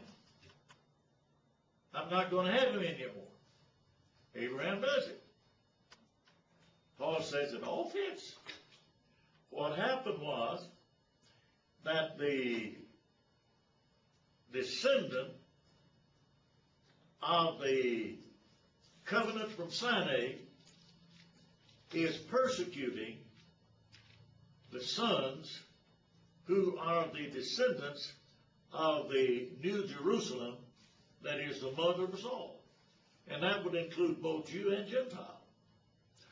A Judaizer or a persecutor, and Paul knew about persecuting. Paul's persecution was not against the Jews, but against the Gentiles. But now it's changed. Because the Jew is wanting to punish the Jewish Christian by either bringing him back to Judaism or rejecting him and opposing him and beating up on him. You follow this imagery here? This is what that's about. Now Paul says, you look at that. You just look at that teaching back there in the Old Testament. What do you make of that? Well, I make out of this. I make out of it that if you are a son of the Jerusalem that is above, you are going to be troubled by the sons of the Jerusalem that now is, that stands as in the lineage from Mount Sinai, or the law of Moses.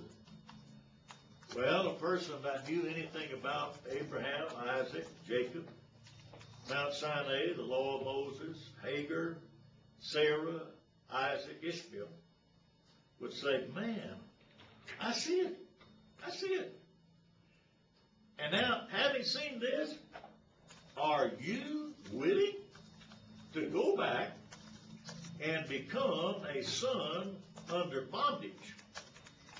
You couldn't be Ishmael and not be in bondage. Now, Isaac was free.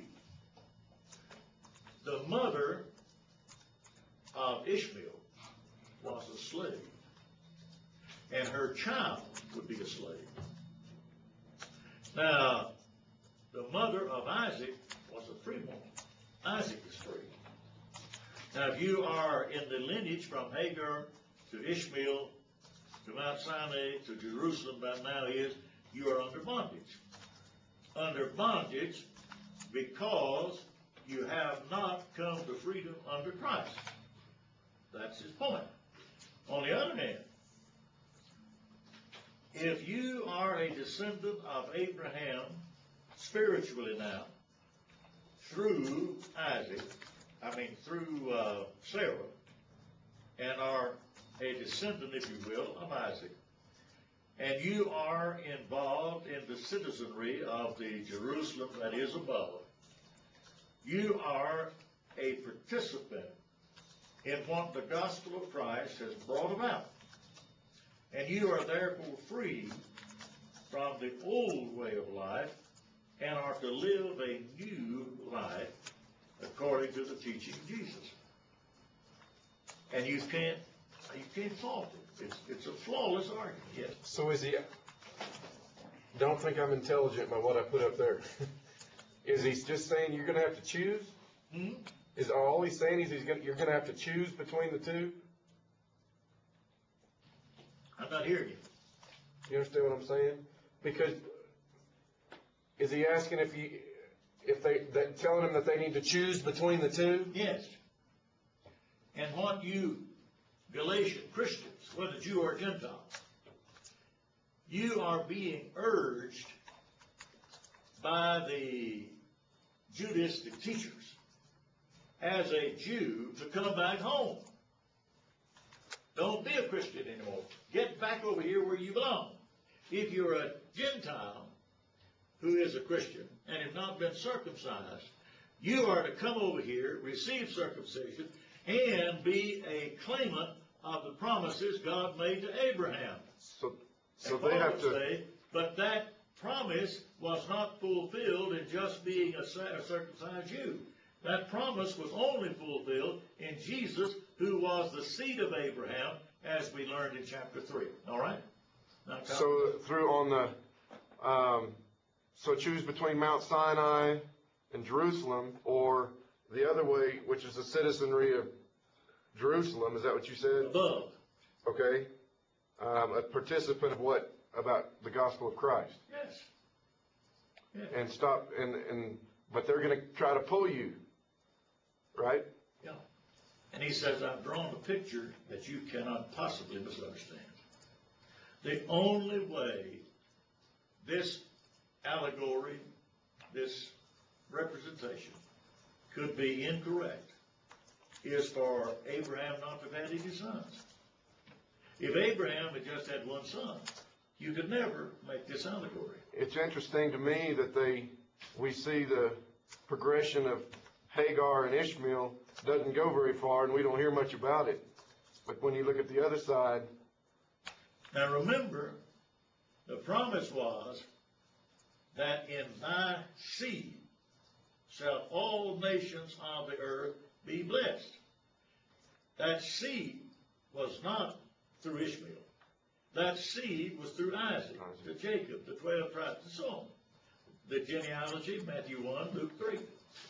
It's a very clever illustration, presentation, what do you want to call it? Meditation, whereby the facts in the Old Testament make clear that the way to serve God now is not under the old law, but under the gospel. Now, the other day, we noted in chapter 2, Paul said, through the law, I died to the law. That is to say, through the law, I understood that the Old Testament would come to an end. And so I no longer attempt to live under the law. I am dead to the Old Testament law. It doesn't influence me anymore. A father, for example, who dies, he cannot exercise any more authority over his children. He can't do that. Suppose that somebody comes to a child whose father has been dead 10 years. And this person says, now your father wants you to do so-and-so. And the son said, how do I know that that's what my father wants? Well, he says, it's obvious. Well, if it's obvious, how do you explain the fact that my father's been dead for 10 years? Did he tell you this? No. Well, did he broadcast it by some kind of mental telepathy? No. Well, now specifically, how do you know that this is what my father wants me to do since he's been dead for 10 years? So far as listening to and following my father, whom I love and respected all his life, he is dead and I am dead to him in the sense that I must submit to his authority and will. When I was 3 years old, I did what he told me. But now, he's been dead 10 years and I'm 50 years old. I can't follow what he tells me because he doesn't tell me anything. Paul said, I died to the law. How did I come to that conclusion? I looked at the law and the evidence shows that it was to come to an end when Christ came. It's gone. All right? Now quickly in the latter part of this chapter. The desolate, that is the one who had no children at a certain point, had many more children than she which hath an husband. That is, she was married and having children. Sarah was married but wasn't having children until she was told by God, you will bear a son. Now, he says, we, as Isaac was, are the children of promise. He has woven the promise, the seed, Abraham, Sarah, Isaac, the Jerusalem that is above, that is free, all together here. And he's basically saying the only way these facts will fit together is X. That's what he's arguing. A parallel thought in a way.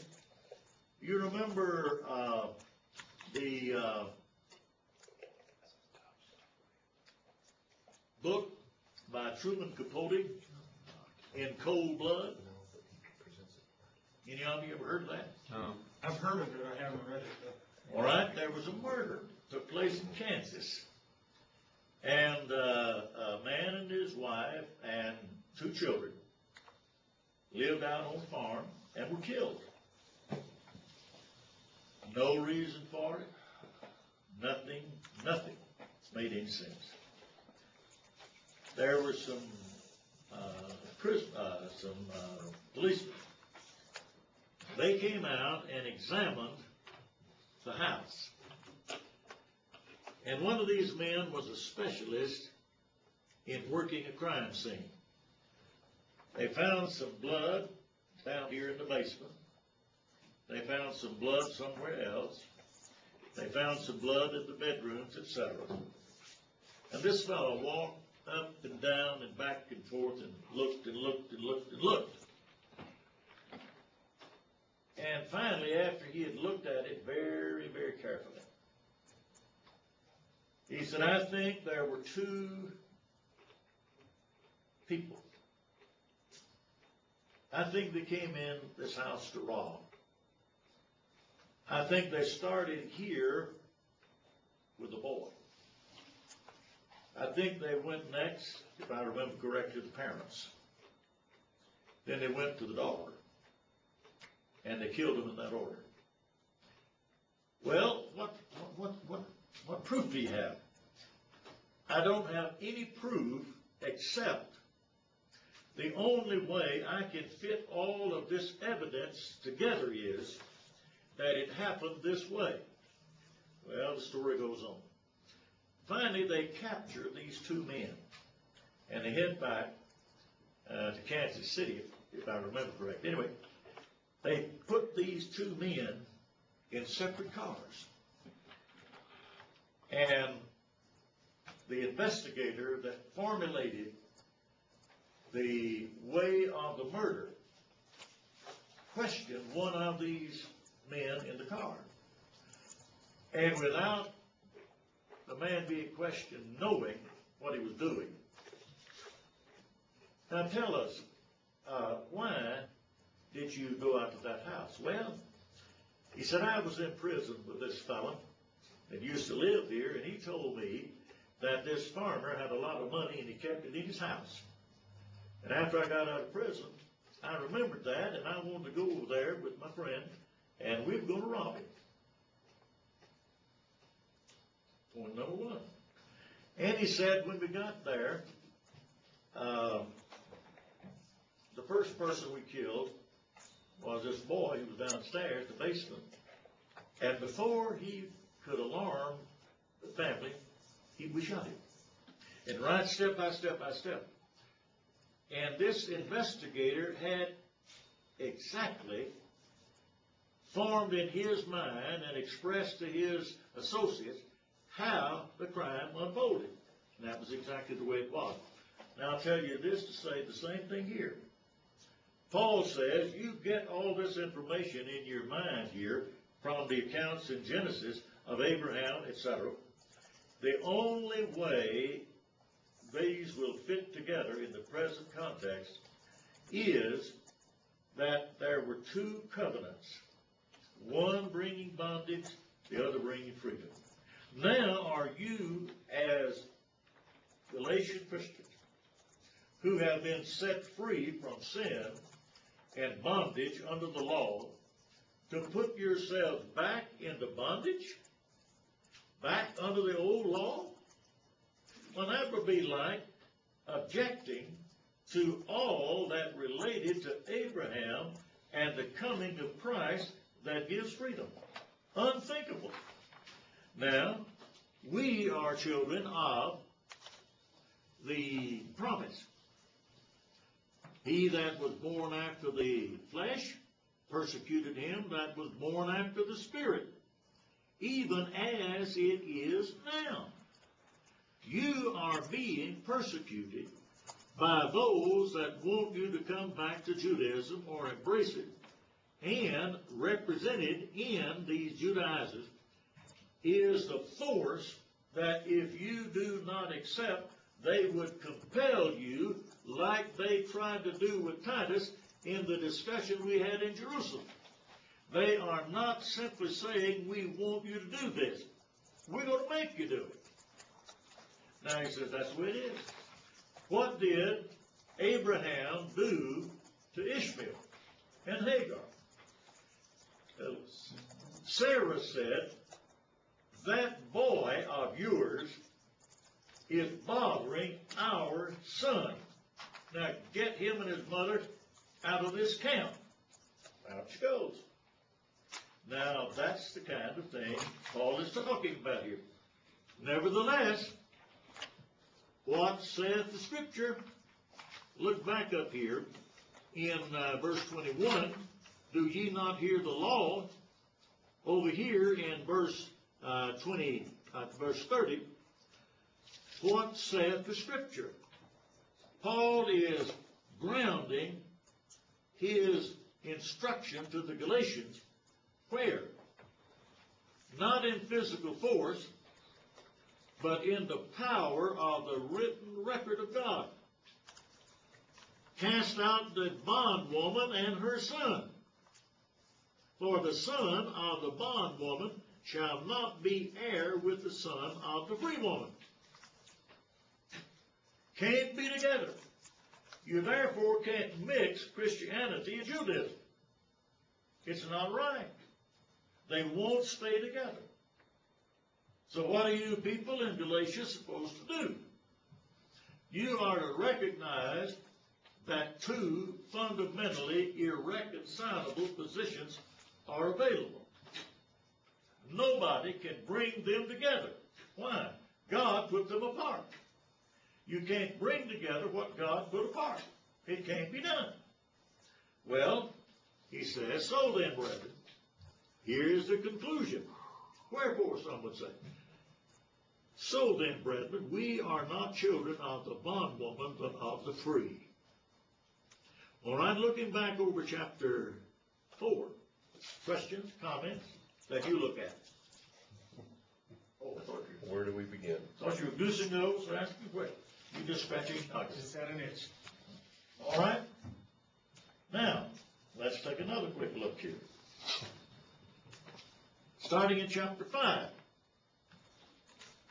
Notice in this section, we start the application of the truth that was established in chapters 1, 2, 3, 4. Notice in verse 1 the word therefore. Therefore. In a way, diagramming it. It's just a lot of material that he presents.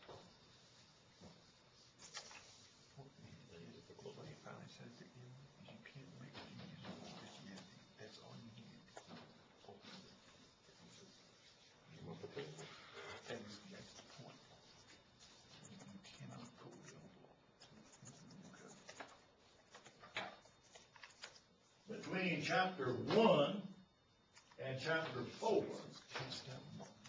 there has been a series of statements, facts, arguments, pros and cons. And Paul draws it all down to this point, therefore.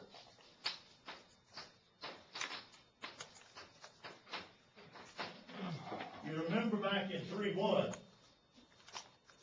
he said in effect, you people are not using your mind. Your mind is to focus on the evidence and the truth of the Old Testament and the truth of Jesus. Now he has come to the point where he says in 5:1, stand fast, therefore, in the liberty or freedom wherewith Christ hath made us free, and be not entangled again with a yoke of bondage. This, in a sense, is the heartbeat of the whole letter. Don't go back into bondage. You were once a slave. Now, why would you want to go back to be a slave again? I don't want to. Well, don't let anybody try to talk you into going back into slavery. That would be ridiculous. Well, if that is the heartbeat, the central truth of the book, and I think it is, all that has gone before and all that will follow after that therefore is linked absolutely to freedom versus bondage. It is linked between accepting Moses and the law and Jesus and the gospel. The Old Testament brought a physical, predominant way of serving God. The New Testament brings a predominantly spiritual way of serving God to act upon and reflect the promise of God made to Abraham that culminated in Jesus Christ. It's all there. Now, you don't need to walk away from freedom. If you do, you will be tangled up again in a yoke that will put you back in bondage. Imagine a fellow, for example, who was convicted of a crime. He has served 10 years, let us say, in prison. And at the end of his time, he is set free. He goes home. He stays for a while, and the reason he went to jail is that he robbed a gas station. And he took the money, beat up the clerk, didn't kill him, but almost did. Well, he comes home. And he stays a few days, and he says, I've got to get some money. Well, son, I can let you have what I can, but I don't have enough. How much you need? Well, I need about $3,000. I can't give you but about 500, that's all I've got. Well, Dad, would you let me borrow your pistol? What? Yeah, let me borrow your pistol. What do you want to do with it? Well, I noticed that there's a gas station a few blocks down the road, and they have a good bit of traffic during the day, but not much at night, certainly very little at midnight. What I think I'll do tonight, about 1 o'clock, is I'll go down there, and I will use your pistol, and there'll just be one person there at the service station, and I can go to that store, and I can tell that clerk to give me all that is in the cash register and any other place there. I've got to have $3,000. And the father said, have you lost your mind? Are you want to go back to prison? No, I won't get caught this time. He said, listen, son, you're bound to be caught. This is not what, you're not thinking right. You don't want to go back to prison, no. But they're not going to catch me. Well, he said, I heard that before. And they're 10 years better than they were when they caught you. So why don't you just go upstairs to your bed and spend the night and forget about this? No, I'm going down to that liquor store. Now that's an allegory. Are you following me now? I made that up. But it illustrates exactly what 5 and 1 means. Don't go back to a bondage under the law. Behold, I, Paul, say unto you, that if ye, plural, be circumcised, Christ shall profit you nothing. If you go down and rob that liquor store, you may have that money for a few days, but finally they're going to track you down, and it won't be worth a dime. It won't be of any value, and you will lose freedom to boot. If you go back to the old law, you will lose all that you have gained in Christ. It will be of no profit to you. For I testify again, notice that word, again to every man that is circumcised, that he is a debtor to do all, or to do the whole law. Every one of you Jewish brethren knew and know that while you were Jews, religiously as well as physically, you were expected of God to keep all the law. Is that correct? Yes. Now, let me get this straight. When I was a boy growing up, my parents, my teachers told me that because I'm circumcised and a descendant of Abraham, Isaac, Jacob, I am obligated to keep the whole law. Correct. That's what we were taught. Yes, sir.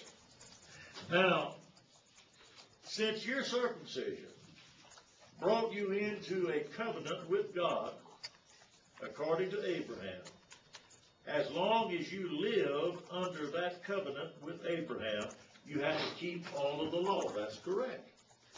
Now, Brother Gentile, let me talk to you a little while. If you think that God is teaching you to go back and receive circumcision at the hands of these Judaizers, since God required the Jew to keep the whole law, do you think that he is not going to oblige you to keep the whole law? Well, I never had thought about it that way. You think about it that way. If he had to do it, why won't you have to do it? Well, we're not under the old law anymore. Oh? How do you know that? Well, it ended in Christ. If it ended in Christ, why did circumcision not end at the cross? Be seen. Every point that could be brought up to try to justify going back, receiving circumcision, be obliged to keep the whole law, Paul answers. Now, what was your question? I forgot. You're not old enough. think it was just that.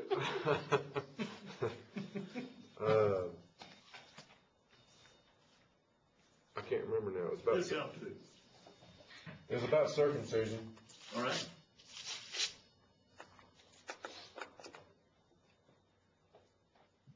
Maybe come to it more. Oh, it's like a practice. It's kind of like a practice what you preach thing then. It sound like what? The practice what you preach. Yes, yes.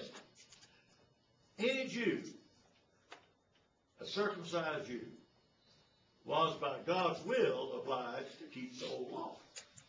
He couldn't pick and choose. Imagine a Jew, when Moses gave the Ten Commandments from God. Now wait a minute, Moses.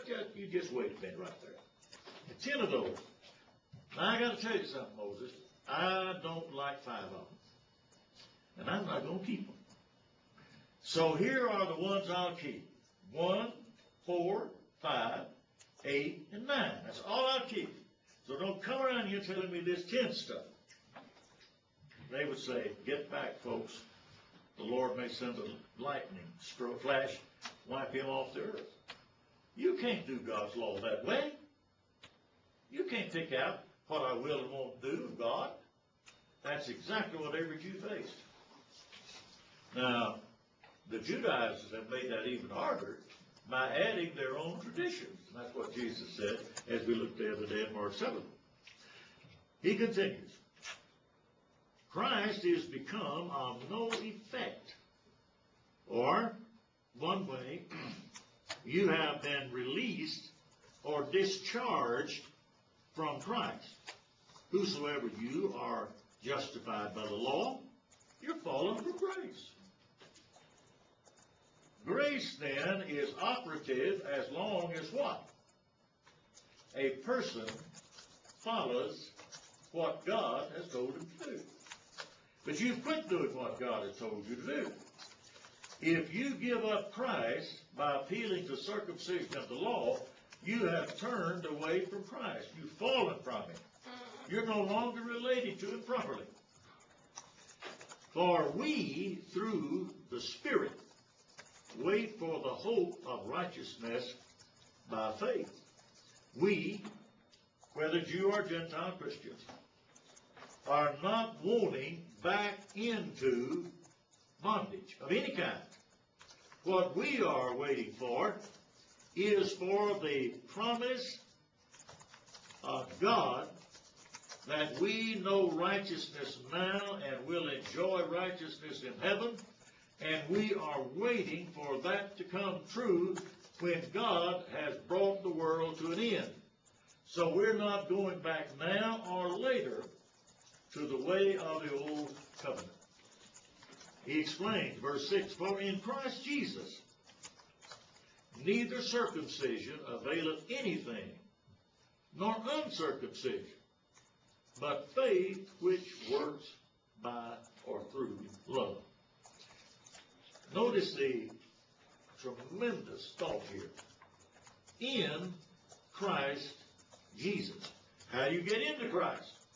3:26-27. You're baptized into Christ, and you have put Christ on. Now, in Christ, circumcision does not mean one thing as to whether you are more or less saved. It has nothing to do with that. It has no strength whatsoever to determine whether or not you are a servant of Jesus Christ. It's of no value. You don't need that. You don't want that. Because what it entails is falling from Christ. Well, what does? The word veiled here is from a word that means to be strong, to be able to accomplish something. Faith which works through love. We might think of it here as energizing. Faith combined with love and through love as the channel allows the Word of God to find a place in the good and honest heart and mold and shape that heart to become a Christian, and then mold and shape that heart to continue faithful as a Christian. Now, Paul says that's strong. But circumcision, the one in Christ, no strength whatsoever, will not affect you spiritually of any benefit. All it can do is destroy you. Next passage. Ye did run well. Notice another picture he's drawing here. He's drawing on the life of the Galatian brethren as running a race. Earlier, I am astonished that you are moving away from him who called you by the gospel. The first few verses of chapter 1. He's using another imagery, but it's the same thought. You were running just fine. Who did hinder you that ye should not obey the truth?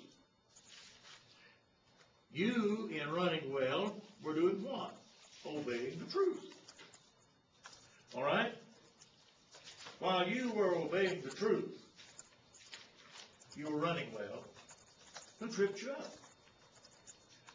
I remember years ago watching a race, different nationalities represented, and one of the lead runners was coming down toward the home stretch, and another runner that was second caught up with him and was so close to him that inadvertently, with his left foot, the one catching up, touched the right foot of the leader. And the right foot of the leader was thrown off stride. And as a result, instead of being able to capture the crown, he stumbled and fell and lost the race. Well, that can happen. Small little old thing. You stumble, you fall, you're out. He says, now, who did hinder you? The word here, hinder, is from a word that means to cut. It has to do with cutting a tree. So here you are. You were running well, and to overvivify, who chopped your legs off? Who did that to you? Somebody did. And when they chopped your legs off, so to speak, you no longer were obeying the truth. Terrible thought. So here's this fellow that has come and in a nice, sweet voice is telling you, now, you see, what a thrill to be identified with all of these great men and women of the Old Testament. Don't you want to be like that? Don't you want to be like David? Don't you want to be like David? Yeah, that sounds real good to me. Well, he says, what are they going to do when they get you over there? They'll cut your legs off. Wait a minute, I don't want to go over there. Our little granddaughter, third granddaughter, one night they were staying with us. It was about 9, 10 o'clock, time for all of them to go to bed. And I said, Caitlin, do you know what the Sandman's going to do if you don't go to bed? She said, no. I said, he's going to put sand in your eyes and you're going to go, ah, what is it? I don't want sand in my eyes. She didn't get the idea at all. No, I don't want sand, man. I don't want sand in my eyes. I don't want to go to sleep. Boy, I wish I'd never said that. Why? We almost never got that kid to sleep. She thought we literally meant that somebody's going to put sand in your eyes if you don't go to sleep right now. Now, Paul is saying, if you go back to Judaism or go into Judaism, it's like having your legs cut off, figuratively, so you can run well. Here, this persuasion cometh not of him that calls you. You didn't learn this from me. You didn't learn this from God. You didn't learn this from Christ. You didn't learn this even from Peter. You didn't learn this from anybody that is a truly capable teacher and preacher of God's will. Now, where did you get this? Well, all right, who? Well, somebody. And then he uses this very beautiful statement, leaven leaveneth the whole lump. A little leaven. You let this get started in the congregations of Galatia. And his spokesman, whoever he is, we don't know his name, but he goes from one place to another. And when he gets there, he sets about to convince them to go back to circumcision of the law. No, you let that leaven get started in the churches. And soon all of the body in Christ in Galatia will be defiled by that teaching. So you folks, to whom the most urgent appeal to the contrary is now being written, you need to protect not only the congregation where you are, but all of the congregations in Galatia. You are learning what is right, and you will stay with it, I hope, and you're staying with it and teaching the other churches will keep them from going into this Judaistic heresy that is being taught. Well, I think we need to take a little bit of a break here. We'll pause right there at verse 9, and after we get a little break, I will say a little bit about the test tomorrow, and then we will continue as far as we can. All right. Up the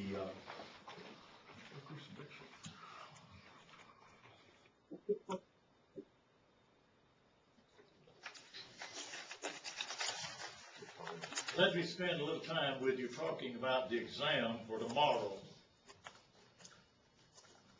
I don't know how much we will lack getting through the book of Galatians tomorrow.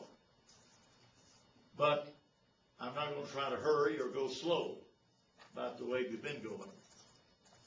But when we complete the class discussion, I then want to spend whatever time you ask to kind of look through the book of Galatians again. And if there's any point, chapter 1 through 6, that we need to talk about some more, we can. And then I would like to get through so that you would have about an hour of time to get switched from student mode to testing mode. Maybe go to your room, wherever, get a chance to wash your face, take a shower, whatever. Now the test will take, I would imagine, about an hour, maybe a little bit more, but I don't think that it should. That's at least what I plan to do in terms of getting you ready. Okay, there are 35 questions, true or false. Fill in the blank, true or false, multiple choice. Those three possibilities. I went through yesterday and today the book of Galatians, starting with chapter 1 through chapter 6. And I tried to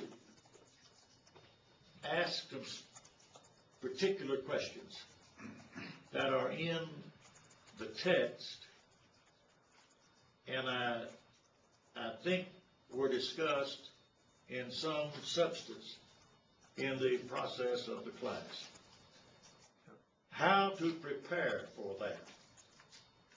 Well, I hope you haven't waited until tonight to read the book of Galatians. But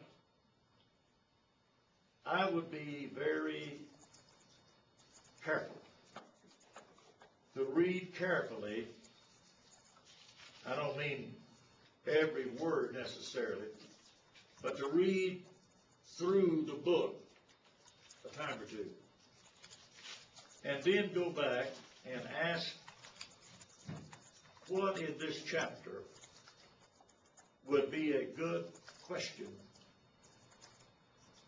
of particular information about people, events, something, problems, particular words, whatever, that would be meaningful. Now, I have not deliberately put any trick questions in the text. I don't believe in trick questions.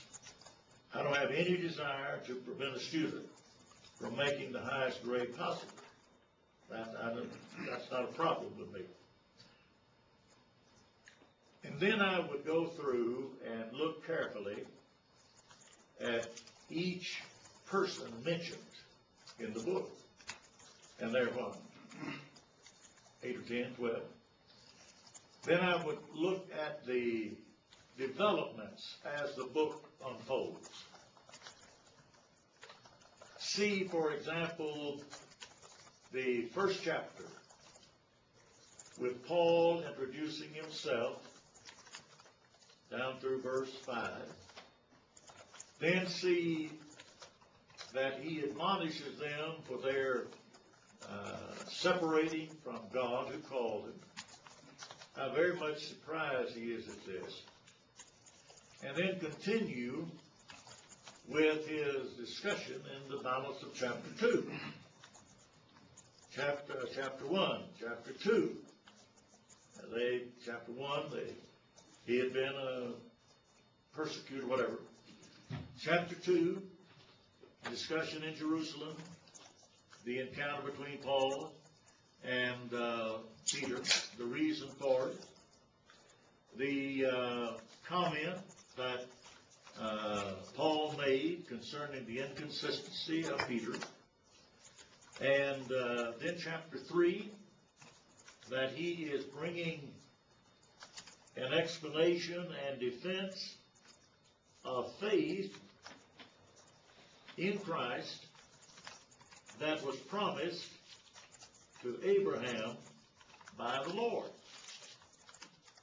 and how that faith is now put into place in Christ. And one can hear that, he can believe it, be baptized into Christ.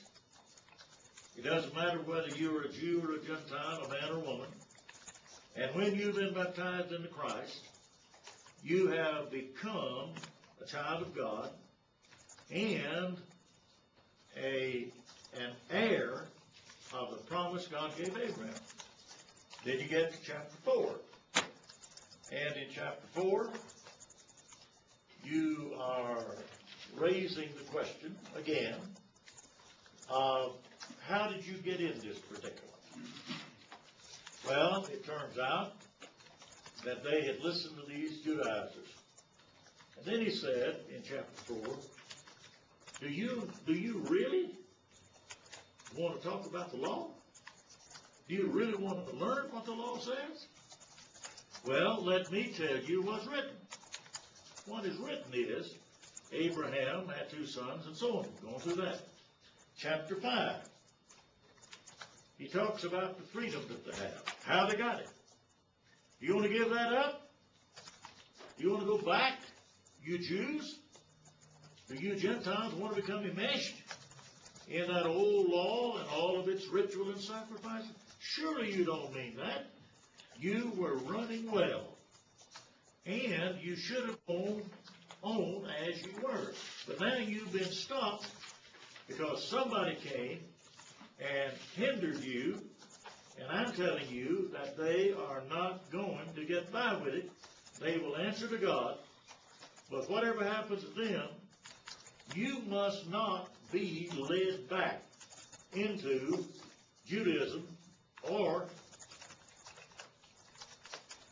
be led into it as a Gentile by the Judaizers. I would be able to see that as I go along. Now, number two, there will be, I'm presently thinking, about 5 or 6 discussion questions. Now, let me illustrate how not to answer a discussion question. Suppose the discussion question is, discuss the preaching of Peter on the day of Pentecost.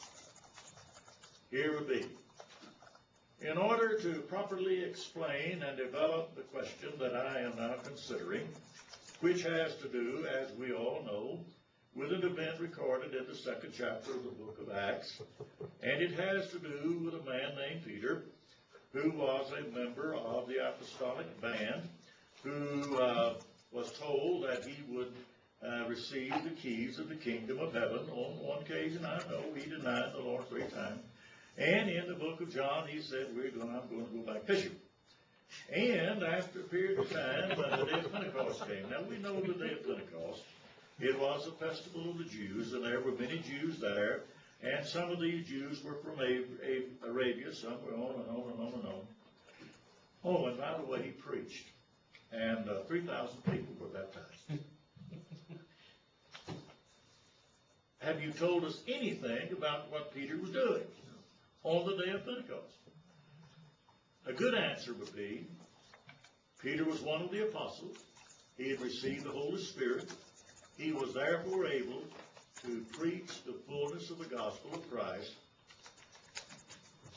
Someone asked, what is the meaning of the outpouring of the Holy Spirit? Peter answered their question, and he introduced information from Joel and from David, and he showed that Jesus was raised from the dead. We're witnesses thereof. And as a result, Jesus is Lord and Christ. Those who heard it recognized they had put to death the Son of God, that they inquired what to do. Peter told them to repent and be baptized. About 3,000 of them were on that day. That's a good answer. Now the other, while it may all be true, it is not relevant to what we're talking about. Now, I would say you would need to be able to write about a half a page of relevant information on these discussion questions. Our pages or your pages? You need to bring some paper. And that paper does not need to be this size. It needs to be paper, nor does it need to be paper that is 46 by 12. I would say 8.5 by 11 line paper. And let the margins be far enough. Don't put it so that you have a margin about 1.5 inches straight up and down the page. I think we all know what we're talking about here. You haven't been going to school all these years about learning what it means to write a paper. If you have not, you're in for a rude awakening. So I would say about a half page, maybe a little more, of relevant information that explains or justifies or argues whatever's involved in this or that particular short answer question. All right, now, any other specific I can help you with? The discussion questions? Do I? About the discussion questions. Is it something that we have discussed in the class? I'm not going to hold you responsible for every detail that we've discussed in class or the corny jokes, whatever. I want you to demonstrate that from your own study, the reading that you have done and are doing in the books assigned, and in the discussion, pro and con, that you are able out of that material to write about half a page of information in explanation, identification, whatever, of this particular matter you're to discuss. And an example might be in the case of Noah. We're taking the book of Genesis. Write a discussion of how Noah came to know to prepare an ark and what he did in doing it. Well, you could write a pretty good half page on that. Noah lived in a time when the world was very wicked. God became most unhappy with it. And he said, I will destroy this earth. He found Noah a righteous man. And he said, Noah, make an ark. Noah went to work, built the ark. When the ark was built, the Lord told him to bring the cattle in. He brought the cattle in. The flood came, and they were on the water above the earth. The earth was destroyed. In 110 days, the water went down, and the ark landed on Mount Ararat. Be a very good answer. But to say that Noah was a man whose name is spelled N-O-A-H. And he had 3 sons, Shem, Ham, and Japheth. And these 3 sons were married, and their wives were, as far as we know, very fine ladies. And his wife, whose name I don't recall, was a very fine woman. She cooked very good meals, and she knew how to take care of animals that were sick. And so there was a big rain, and they got in this great big boat, and it landed finally on Mount Ararat. Come on here. That's not what we're talking about. Okay? Now, Are you going to stay with the discussion questions just within the 6 chapters of Galatians? Because we talked about a lot of other passages in Hebrews and Acts and Romans and all kinds of places. So I just kind of wanted to know what we would be I'll answer that responsible for. in terms of the question. A tailor was asked about making a suit. This customer said, how much cloth does it take to make a suit? And he said, enough to cover the subject. That's what I'll ask you to do. Now, I'm not knowingly going to expect you to quote verses from Hebrews, James, Genesis, wherever. But you can summarize, if it is relevant, something from this book or that book that directly relates to the discussion. I'll try to be fair, I'll try to be clear, and I think if you are diligent and make careful study, you'll do fine.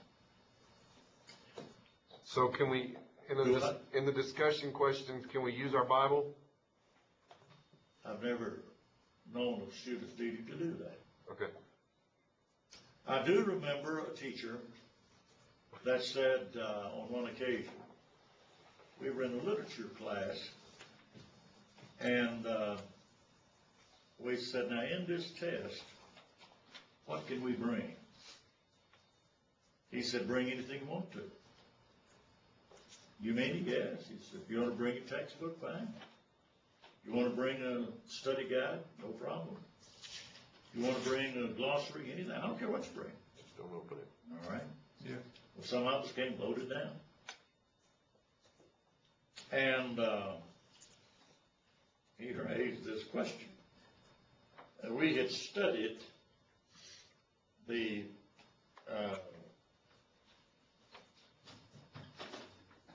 essay or short novel of Faulkner the Bear. And we had also studied the book of the White Whale and Captain Ahab. Well, here was the question. He said, take Captain Ahab and write an essay on how Captain Ahab would serve as a preacher in the church where you attend. That was the question. Didn't make any difference how many books you brought. If you didn't know Captain Ahab, in terms of a religious fellow and leader that's described in the book Moby Dick, you were absolutely without a clue. Now, that's kind of what I'm trying to say here, Luke. There is information that we've discussed that was pertinent, as I saw it, to understanding what this book meant and means. I'm not going to say, write a discussion of how the book of Hebrews relates to the book of Galatians. I'm not going to do that. But I'm not going to tell you you don't need to know anything except the text of the book of Galatians. And so we've got a kind of a good faith effort on my part to think up, and I haven't worked them out yet. I'll prepare them in the morning. But good questions that will give you the opportunity to understand that you not only know that this man, this thing, that thing occurred as this book unfolds, but how certain parts of this book relate to this or that or the other. That's the kind of thing I'll be looking at. Let's use the book of Acts, for example. Write a description of how the apostles were treated by the Jewish high priest in the book of Acts. Now, if you don't know, at least you don't know any of the pertinent details in the book about the apostles and the high priest, etc. You're out in water way over your head, and you're not going to fool me. If you set out to fool me, I don't think you're going to do it. I used to write this on the syllabus for term papers. If you put in your term paper, the teacher does not read every word of this term paper, and I don't catch it, your grade will go up automatically one letter. If you put it in there, and I catch it, which I will, your grade will go down one letter. Never in all the years did a student try that. Not because I think they were afraid, but because you're not going to fool the old character. I've spent too many years and too many papers. So you need to be prepared to answer good questions. Yes? On the fill in the blanks, What? on the fill in the blanks, are we going to be filling in verses? No. One or two words or whatever, but not, for God so loved the world, blank. Not that kind of thing. All right? Moses went to Mount blank. You mean number, book, chapter, and verse? Yeah. He means book, chapter, and verse. That'd be a good thing to do. Would you like me to include that? That's not what I meant. Oh, what? That's not. That's a good idea. Hey, I want to revise this text. All right, another question. Or I could quote a verse and say, is this Hebrews 1:4? Is this Jude verse 6? Or is this Acts 27:3? No, I won't do that. Yes. As we go throughout you said know kind of the outline of the book. Do we have to know the outline you gave us, or just? You mean you think you're going to get by with this excellent outline I prepared without knowing it word for word? What a question to ask me. Why, you might as well ask a pitcher. Will you expect me to hit any kind of pitch you throw? And he says, of course not. You won't have to hit my fastball or my slider. All you'll have to hit is my curve, inside curve. I won't throw anything else at you. Does that answer your question? It dodges the question. I really don't think it will be a difficult question or test if you studied well. And if you haven't studied well, you may have some problems. But I'm not setting out to deliberately keep anybody from making an A. I just don't do that. I'll study all night. On the other hand, if a student writes a C paper and expects an A grade, that's not going to happen. And you know, as much as I do, when you're, for lack of a better word, goose-gabbling, the story comes to mind of a young lawyer talking to an older lawyer. And he said, when you're arguing a case and your client has the evidence against him, what do? He said, well, you talk about the law. All right? What do I do if the law is against my client? He said, talk about the evidence. And he said, what do I do when the law and the evidence both are against my client? He said, just keep talking. Well, when you try to answer a question you don't know, you just write and write and write and write and write. That's, I'm trying to give you an idea here. Okay. To think of something else, we'll consider as we go along. Let's look now in chapter 5 a little further. I have confidence, verse 10, in you through the Lord, that ye will be none otherwise minded. But he that troubleth you shall bear his judgment, whosoever he be. Number one, the word I have confidence.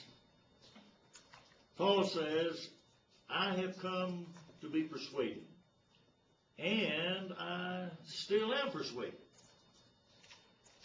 And that through what the Lord has taught you, as well as what I have taught with the Lord's approval, that you will come to no other conclusion than what we have already discussed fully and completely. In short, you will not finally go over to the plea of the Judaizers. I have confidence in you that you won't do that. And that consequently you will not be otherwise minded. But be sure of this. The one who is troubling you shall bear his judgment, whoever he be. This tells me that Paul did not know the name of the person who was the ringleader of the Judaistic forces in Galatia. He doesn't know who he is. But he basically is saying that in the judgment, that person will not escape the judgment of God against him. Now, he may not be known to me, and he may not be known to many of you in the church, but he'll be known to God. Now, a troublemaker may not usually, or does not usually come up and say, brethren, I want to make an announcement today. Yes, I am a troublemaker, and I'm going to do all I can to cause trouble in this church. I want you to know that. And so when I start, I don't want you to bother me. I'm here to make trouble. They don't work that way. Now, it might be the man is working from behind the scenes. Man A may be getting man B and C to be the spokespersons for what he's trying to do. Paul says, don't worry about that. He will finally be brought to judgment. And I, brethren, and in fact, let's get some facts straight here, folks. And I, brethren, if I yet preach circumcision, why do I yet suffer persecution? There was evidently a charge that Paul, in other places, would still preach circumcision, and that what he was doing elsewhere is the very same thing that we Judaizers are trying to do in Galatia. And so really, we know that Paul is a double-minded man. He is misrepresenting. What he really believes is what we believe. But for whatever reason, he is trying to keep you from becoming what we are. And Paul says, well, if that's so, then what I'm doing is what the Jewish people want me to do. Well, why then are they persecuting me? Do you think that a Jew would have persecuted somebody that preached the law of Moses to them? No, man, that's not going to happen. Well, why do they persecute Paul? Wherever Paul went, he did not preach what the Jewish religion wanted taught. Further, then is the offense of the cross ceased. The offense here is the difficulty that the Jewish person had with the death of Christ on the cross. In his mind, there was a death on the cross of a man named Jesus. But the reason for it was that he died because he was a false teacher and was contrary to the laws of the Jews. That's why he died. Paul says, now let's think a minute about that. If I preached what the Judaizers say I preached, then I would not be able to preach the cross, because I would no more believe in it than the Jews that are unrepentant. And so nobody would fault me for preaching the cross. Well, the truth is I do preach that. And that's the very thing that contributes to their desire for persecution. And here in verse 12, I would they were even cut off, which trouble you. The word cut off here refers simply to their being whacked and chopped in their private parts. And in fact, he says, I wish, since they are so concerned about circumcision, that they would have their whole sexual organ removed. That's an overstatement, a hyperbole. But I think it shows that the more Paul has thought about this, the more angry he becomes. This is not something that ought to go on. It's got to be stopped. And if those people would mutilate themselves, then that's what they deserve. And Paul there was not very happy and was not unwilling to let it be known. For, brethren, ye have been called unto liberty. The word liberty here is the same word, freedom, that has been used otherwise. You have been called unto liberty or freedom. Now he turns to an application of being a free man in Christ. This is not the way a free man in Christ is to live. For, brethren, ye have been called unto liberty, only use not liberty for an occasion to the flesh. The word occasion here is from a word that we might simplify by saying gain a foothold. it was used in military life of what we would think of as a special group of soldiers that in a battle would force the enemy aside and gain an advantageous place so that the soldiers that occupied that could more easily resist the other side and, as occasion arose, either wound them or kill them or capture them. Well, the word here is the word occasion, or a time when the flesh gets an advantage so that the flesh leads the individual or the group away from God by using the flesh to destroy the spirit, claiming, as was said to Adam and Eve, the reason God won't let you eat of this fruit is He knows the day you eat it, you will be as wise as He is. So actually, God is being very, very unkind to you. I want to look at truth in it. Not a bit. What does Satan do? He says, if I can get you to believe that, I'll have a toehold. And then I can tell you that since God is acting in a way that shows He's trying to deny what you're entitled to, then you ought not to listen to Him. He's gained his point.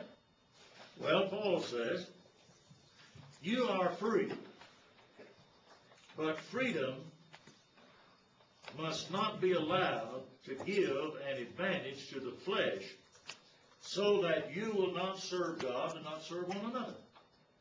But, my love, serve one another. That is, you are fellow Christians.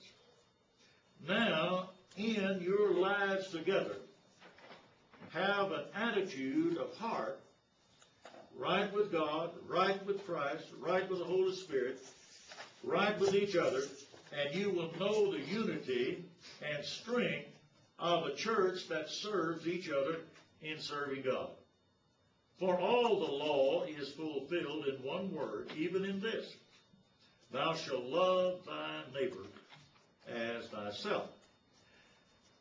The word summed up or fulfilled.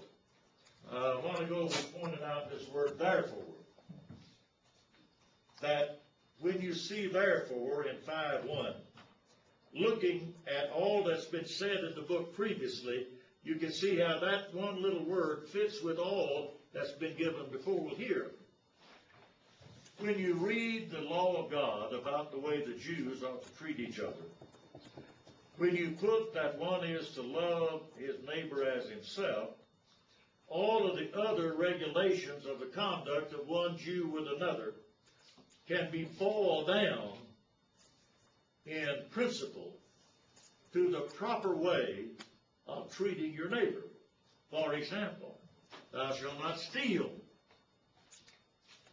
Well, the heart of that is you cannot treat your neighbor by taking something that belongs to him. Now do that. Thou shalt not covet thy neighbor's wife. Why? Because when you start coveting, what you're wanting to do is to take his wife from him and use her for your purpose. You're violating the right of that person. Thou shalt not bear false witness. Why? Because in bearing false witness, you are causing your neighbor, your brother, to be placed under suspicion and possibly even be stoned to death. You can't do that.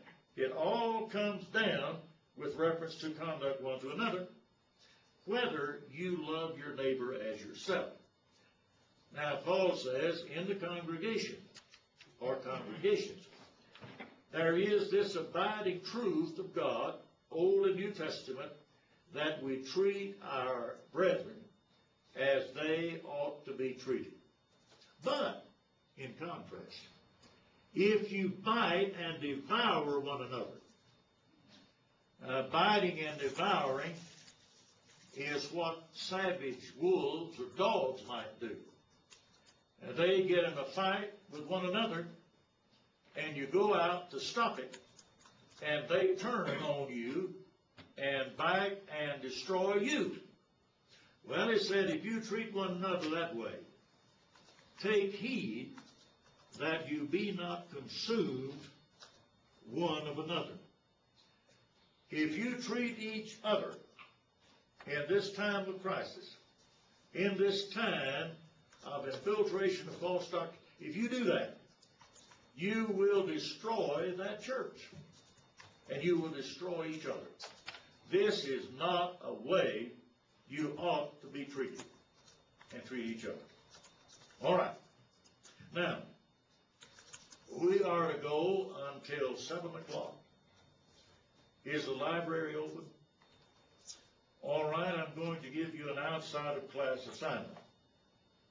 Until 7 o'clock, please go to the library, find your seat, and study this hour on the book of Galatians. All right? Sounds good. You got it. What? You got it.